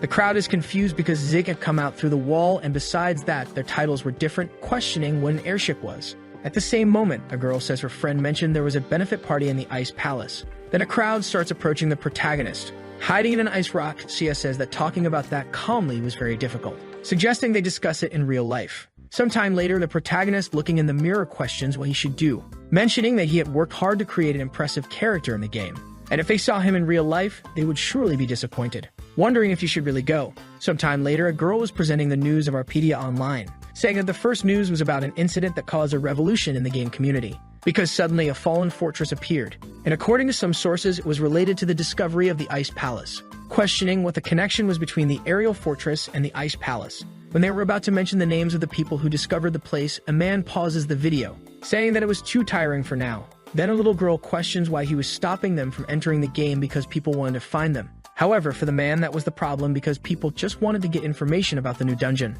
Then the girl mentions that they should be prepared. Looking at the clock, the guy questions why Zig had not arrived yet, mentioning that the protagonist was a bit late, and when he looks to the side, someone greets them. That was Zig, apologizing for being late. Sometime later, the little girl says that it was impossible because in the game the protagonist was different. Then everyone starts to introduce themselves. So Zig realizes that the guy was from the same dojo where he was training, leaving Sia surprised because the protagonist trains at her father's dojo, mentioning that there were many coincidences in the world. However, Zig is surprised by the news, because he didn't know she was Guilford's daughter, saying his name was Kang, leaving the girl surprised. Sometime later, they were talking about the two being childhood friends, saying it wasn't her fault for not recognizing him and it wasn't strange that his face was familiar. but still it had been a long time since they had seen each other, greeting the boy. However, the other girl asked them to focus because they met to discuss the mission. While they were discussing, time passed. And when it was getting dark, the group finishes discussing. Zig mentions that his house was in the opposite direction, so he was already leaving. However, Sia asks him to wait a bit, because they still wanted his contact. With the contact added, and Zig says it had been a while since he exchanged contacts. At the same moment, the boy receives a notification, wondering if it was one of the three who had taken his contact. When he looks at the phone, the protagonist questions what number that was, and when he answers, an unknown figure says it was a pleasure to meet him, calling him by the old nickname of his account. Zig, furious, asks who he was, mentioning that he was the person who had deleted his account, and that it was very fun to develop a new character. Then the protagonist starts to shout, so the person on the call questions why he was so sad because he had been very kind in the game. Confused, Zig asks if he had known him in the game, affirming the guy asks if he didn't remember, asking the protagonist to calm down because he hadn't called to fight. Composing himself, the boy asks what he wanted, asking just to make a bet, saying he was playing Arpedia just to discard hacked items, so they should play hide and seek before discarding all the items, and if he could find his character, he might end up returning Bart's. As he was a genius hacker, restoring a character was nothing. Questioning what would happen if he didn't catch him, the hacker responds that he would delete his blacksmith account. Then the boy becomes thoughtful, saying that if he found him, he would beat him to death, so he should be prepared. Sometime later, a guard says the guy was a genius, mentioning that there was no way to trace that call, asking the boy to give up. Zig says he already knew that would happen. Remembering the hacker's words, Zig thinks about who the person could be, and at the same moment he slaps his face to pull himself together. Because he couldn't be influenced by provocations, and one way or another, his plan was the same, which was to build a reputation as a blacksmith by tracking sales routes. Handing the hearts to the dwarf, the boy asks to learn his techniques. The dwarf, happy, says he really did it, mentioning that now he could complete the dragon. However, the protagonist still wanted to know how to dismantle it. Then the dwarf hands something to the boy. Questioning what that was, the man says it was his training material. That was a book that contained the essence of the large intestine, asking him to read it carefully. When the dwarf leaves, Zig thinks he was irresponsible, questioning if that was how he would teach him. Observing the book, Zig is surprised by the content. Then a mission is presented to the boy, apologizing to the dwarf for misunderstanding, mentioning that the book was the best and that he would absorb all its skills. Sometime later, the protagonist becomes nervous, not believing that it always ended in grains and that the plate was very fragile. According to the book's explanation, disassembly requires damage, but the durability was too low to begin with, questioning if he should give up. But remembering the hacker's words, the boy thinks he couldn't, saying he would do it until it was perfect. Meanwhile, the girl who had stolen from the protagonist was drinking, saying her business was ruined, and all because of Zig. However, it was the opposite because she should have followed the boy. A crowd in the background asks what was happening because there was a person donating items just because they had extras. Meanwhile, Zig was lying on the ground. The dwarf, in turn, was completely surprised because his dragon was actually moving. Returning to the protagonist, Zig was trying to assemble a clock. Then the system informs that it had been completed, making the boy happy. Taking a screenshot, Zig mentions that he thought it was an important moment, so he should take a picture. But at the same instant, fire starts to enter the house, and the one responsible for that was the dwarf's robot dragon. Observing that creature, the guy who invited Zig to the guild mentions that the event was incredible, affirming that he wanted to participate, but he had to find Zig, because he had ordered a large quantity of iron and had not received a notification from the messenger. At the same moment, an iron bar hits the guy, causing him to die. Observing that situation, the girl says that people were dying because of a dragon that appeared out of nowhere, mentioning that it was good luck. Taking advantage of the opportunity, the girl starts to steal items from other merchants. Then a shadow comes toward her, and it was the metal dragon standing before her with a threatening look. Preparing an attack, the girl questions why the dragon was in that place. When she was about to receive the attack, the dragon has a short circuit and ends up exploding, leaving the girl relieved because she was still alive. Returning to the protagonist in the courtroom, Zig says he had an objection, affirming that he had nothing to do with that dragon that destroyed the city. The dwarf in turn says that the boy also had nothing to do with it, leaving the boy emotional because he was trying to keep him out of it. The man says that Zig was only good for delivering messages and could be trusted, so the two start to argue. Then the judge asks them to be quiet, mentioning that the dwarf had joined hands with the human to create a dragon that destroyed the city. The dwarf says that the accident happened only because the Federation had rejected his suggestion, asking if everyone had seen that because it really was a dragon. And when he announced his project, everyone laughed at him, saying it would never fly. However, that had been the result. Besides, it was done at low cost and in a difficult environment. Observing the dwarf's words, Zig asks if he was going crazy, and if he continued talking, he would end up in prison for the rest of his life. The judge, in turn, asks everyone to be quiet, acknowledging that the incident was not his fault. However, the damage caused was enormous, mentioning that he was supporting the production costs, and within a month they would produce the equivalent of the damage. saying that the dwarf was condemned to make a weapon capable of defeating the Anduras. And if it was not delivered, not only he but also the protagonist would go to prison. Sometime later, the boy questions why the dwarf had said that, and because of it, he would go to prison. However, the man tells him not to worry because he didn't say it without thinking, mentioning that he needed the protagonist to go to the Fire Mountain, affirming that the reason for the dragon's failure was for another reason, saying various things about fixing it. Meanwhile, the protagonist tries to leave and the dwarf grabs the boy by the arm, questioning where he was going, because he would give a reward if he did it for him. Zig questions what the reward would be. The dwarf, in turn, responds that he had a glove capable of shooting steel wires with simple controls, besides being made of special materials. Handing the glove, the boy is happy, asking what he should do, giving the order again to go to the Flaming Mountain and get a dragon's heart. Then the mission is presented. The protagonist will have to go to the sacred sanctuary and collect the dragon's heart. The dragon's heart was the source of its magic, an extremely rare item that could only be obtained with a ridiculous 47% rate after defeating a dragon or discovering where a dragon died, mentioning that not even when he was on Bart's account did he manage to get a heart like that. The dwarf, in turn, says he heard something when visiting the elves' village in the past, that the dragon near the former elf chief went to the Flaming Mountain to find peace. Zig becomes disoriented, questioning if that dwarf was telling him to go after a dragon with unreliable information. Besides, in that place, players needed to be at least level 80. Sometime later, the protagonist was flying in a balloon, and meanwhile, someone was watching him.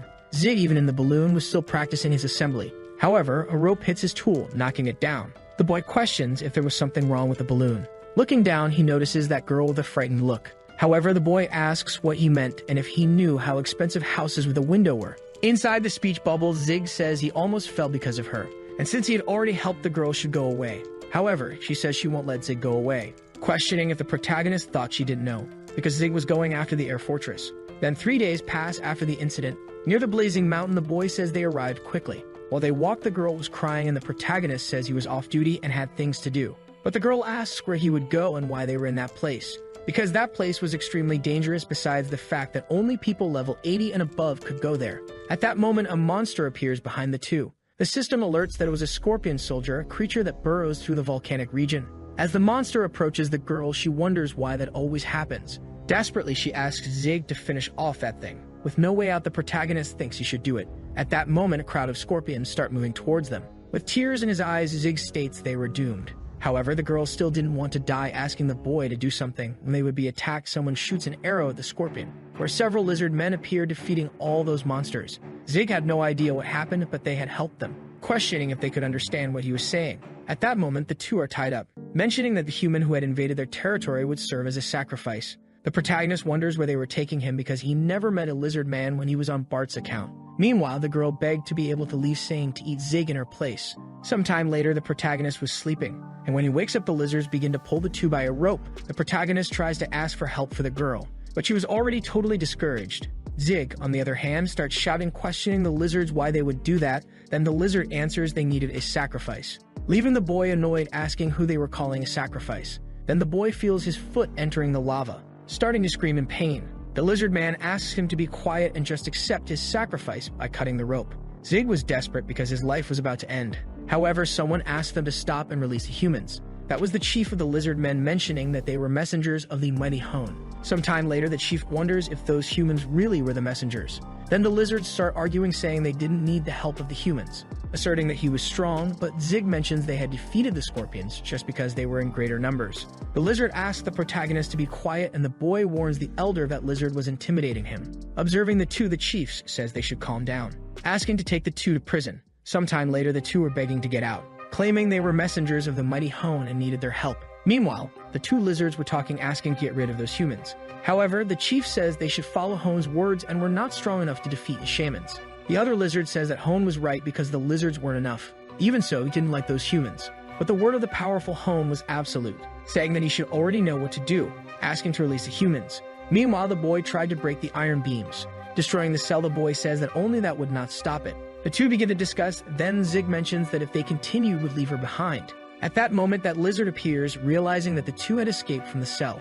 Then the two start running away from the lizard. The lizard man asks them to wait because they needed to talk. But Zig wasn't in the mood for conversation, showing the middle finger, questioning if he thought they would stop. The lizard man replies that was why he hated humans. Giving a sign to his companions, he closed the way, realizing that they were cornered. The boy says they had no way out. The lizard, in turn, tries to warn that he needed to talk to him, Zig thinks they were caught and now would be thrown into the lava, taking his pickaxe to defend himself, mentioning that if there was no way he would create one by destroying the wall. The lizard man tries to say he couldn't break that wall, but it was already too late and a specter in the form of an eye watched them. An unknown figure mentions that he had found, mentioning that he was on the western continent and had found it easy thanks to the collapse of the cave. Then the other girl gives the order for her subordinates to go. While they fled, the lizard asked what he had done, but Zig said he had just made an exit. But the lizard mentioned that it was a serious situation. At the same moment, a giant sphere appears behind them. While fleeing, Zig wonders if that was the fire mage. Then several human soldiers emerge in the middle of that situation. That woman from before was also there, defeating the lizards. A bloody battle ensues. Meanwhile, Zig asks what was happening and where those people came from. Moreover, all those soldiers had a very high level. Realizing that more humans had arrived, a lizard man prepares for battle, calling his men to fight. The protagonist observes them, asking what he was talking about, questioning if that lizard man didn't realize they were outnumbered. Then someone grabs him by the arm. It was the chief of the lizards. In the battle, the muscular girl massacres the lizard soldiers, but it was the other lizard that she would face now. Sometime later, the battle had already ended, and that lizard was defeated on the ground. The girl in turn was torturing him, telling him to apologize for being arrogant. The lizard says he wouldn't do anything a human asked, asking to be killed. But the girl still wanted to have fun torturing him, affirming that she would pluck out one of his eyes. Another girl appears, saying that was enough. It was Xia, warning that the mission was to take the nest and not to torture the lizards. The other girl asks who she was to give orders, telling her to shut up or they would fight. Then the lizard bites her foot. While the lizard flees, the girl starts to scream in pain. Sometime later, the lizard man was with the protagonist group. His chief, in turn, mentions that he was about to explain their stories to the humans. Zig says he didn't know the details, asking if he was the cause of that, apologizing. However, for the lizard, just apologizing wasn't enough, mentioning that the fight comes with death and that couldn't be reversed, and because of them, they failed to protect the nest. The boy asks what he was talking about and if he was going crazy, starting to argue with the lizard. But the chief asked them to calm down, asking them to listen to what he had to say. His tribe had protected a dragon's legacy for a long time, because the flame assembly was there and also the tomb of Hideya's. Seeing the points connecting, the protagonist questions if it could be the dragon's heart. Meanwhile, Sia's group was still in that place, but there was still a lizard man in front of them capable of using magic. Returning to the protagonist, the group starts talking about a shaman. Everything had started when that child had betrayed them. She stood out from other children when she was young. Besides being intelligent, she spoke perfectly and could even use magic. No other word besides genius could describe her, and for that, the chief gave her the position of shaman.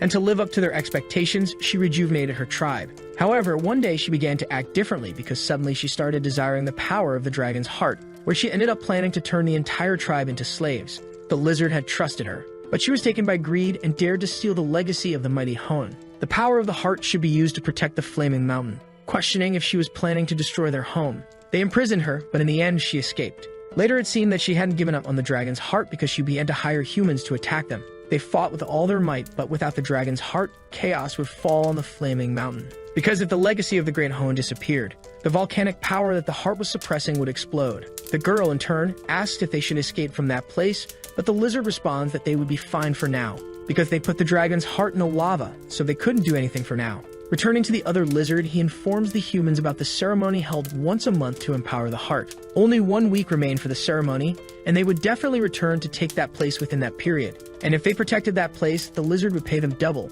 The other girl, in turn, mentions that among all the NPCs, he was the one she liked the most, affirming that she would protect that cave for a week. Observing that group, Xia becomes pensive. Returning to the protagonist's group, the chief of the lizards warns that if they don't recover the dragon's heart, the flaming mountain would explode completely. Sometime later, the protagonist group was walking through a desert. The girl, in turn, questions if the boy was going crazy, making a scene with the words that Zig had said before, asking if he hadn't seen those people before because they were extremely strong. Zig, in turn, thinks that the woman had followed him of her own free will and yet was getting on his nerves. At the same moment, the girl notices something. Looking at that Egyptian statue, she asks what it was. Then the system informs that it was a guardian sculpture of the dungeon from another world. Meanwhile, Xia was lying in her room, asking her companion how her mission was going. Responding that she hadn't found anything, she asks how hers was going, leaving the girl thoughtful about everything that had happened. Responding that she didn't know. Realizing there was no answer, she asked if her friend had fallen asleep. Returning to the protagonist, the system informs that he had succeeded in dismantling and obtained a solid iron plate. His dismantling skill increased to level 10, mentioning that he should stay up all night if he wanted to finish it on time. Then the protagonist gives an order to the lizards. However, the other one says he didn't like taking orders from a human because he should train. Zig, in turn, says that was why they had failed, questioning why they thought they had lost to the humans. But for the lizard, they hadn't been defeated yet. The protagonist asks the lizard to use his head because there were numerous reasons for losing, and the biggest reason was that they had terrible equipment, mentioning that with that weapon, they would end up being massacred, and that was why he would change their equipment entirely. However, the lizard says that it was a memento from his father, leaving the boy surprised. The system informs that it was a memento, and the boy apologizes. The lizardman says it was okay, affirming that it was just a weapon and had no other significance. But for Zig, he felt even worse describing the weapon that way, saying he would fix it, saying he would make it better and more beautiful than before. Sometime later, the protagonist hands the axe to the lizard. However, to him it hadn't been restored because it looked strange. The boy asks why he thought it was strange because he thought it looked really cool, but the lizard says he didn't need that. Returning to the girl, she was observing the chief's necklace, saying that the necklace was extremely expensive. Approaching the lizard, she mentions that the necklace was very beautiful, questioning if he wanted to trade that stone for his necklace.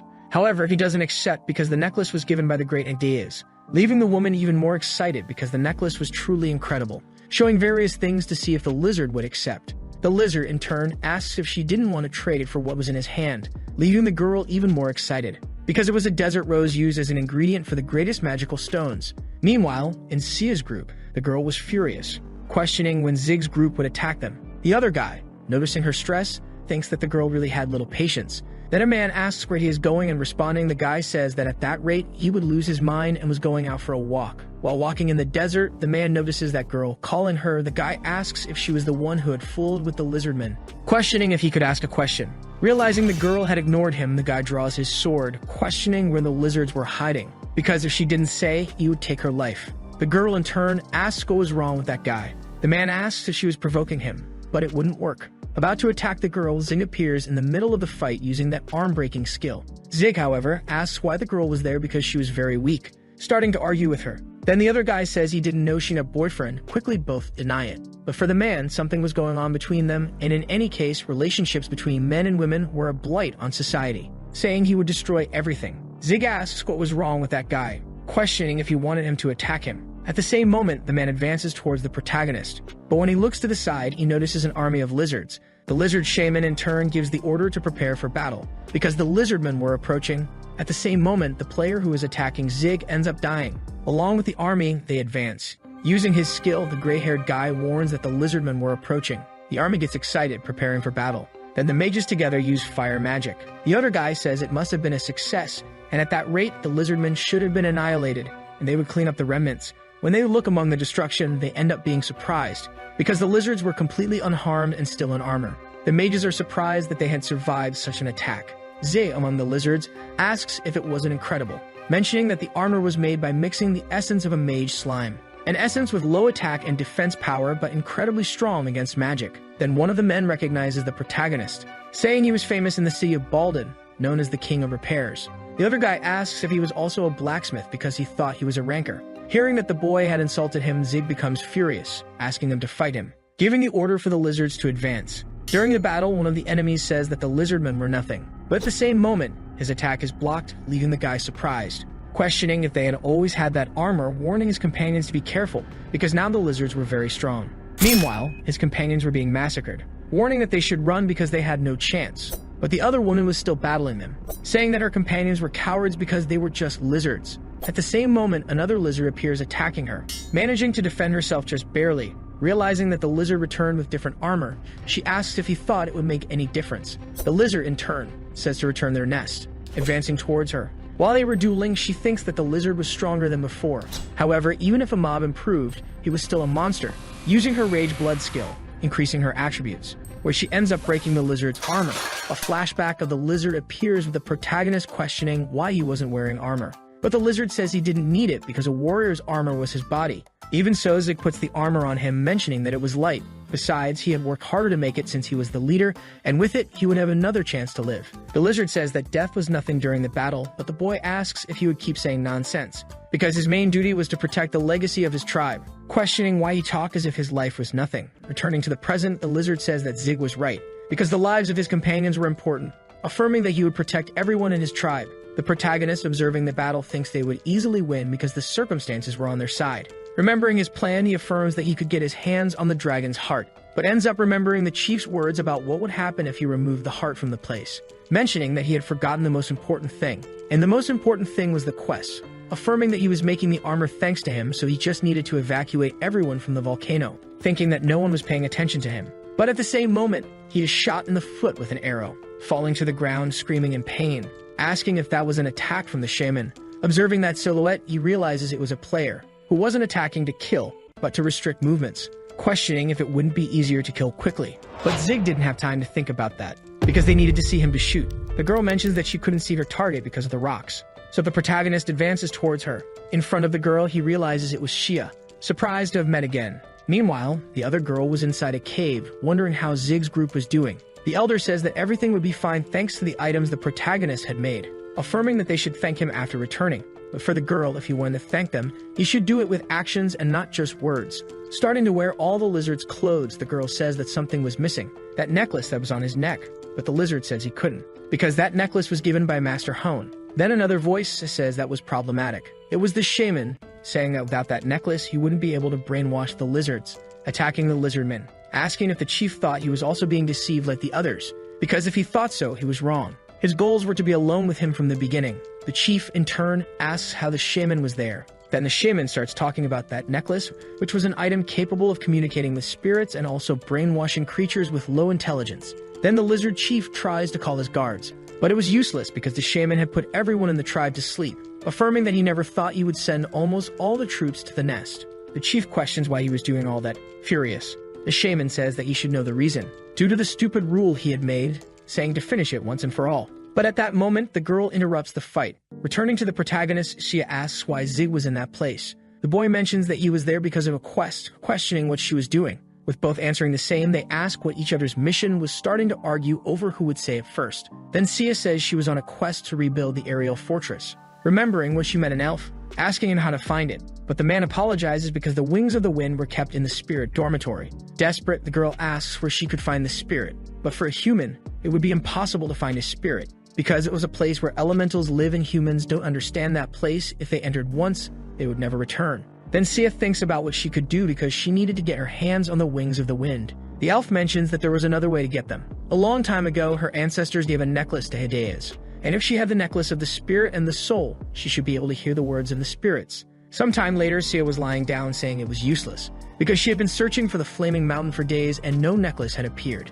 Then the shaman appears, asking if that was the necklace she was looking for. Realizing it was, Sia asks where she could find it, and while he swings it, she ends up seeing that it was a lizard man. Returning to the present, Zig asks if it was the shaman who had talked to her, and the girl says yes, because she had heard she desired that necklace. At the same moment, a lizard attacks Shia, saying that she was the last human. Seeing the girl on the ground, Zig asks why he attacked his friend, but the lizard responds that she had killed his people, asking if Zig was betraying them, but that wasn't it. Then when Sia stands up, the lizard army was against the two. The protagonist, with no way out, thinks about what he should do, questioning if he should give up on Sia, because if he died, his quest would fail. If they fought the lizardmen, it would also be an option, because if he used his arm-breaking skill, his chances would increase. Then the lizard mentions that the lives of comrades were precious, affirming that he was also one of their comrades. Zig, dropping his weapons, says he wouldn't fight them. The lizard asks to hand over the girl, but Zig didn't want to, warning that Sia was his comrade, so he couldn't do that. The lizardman becomes furious, saying that it was absurd,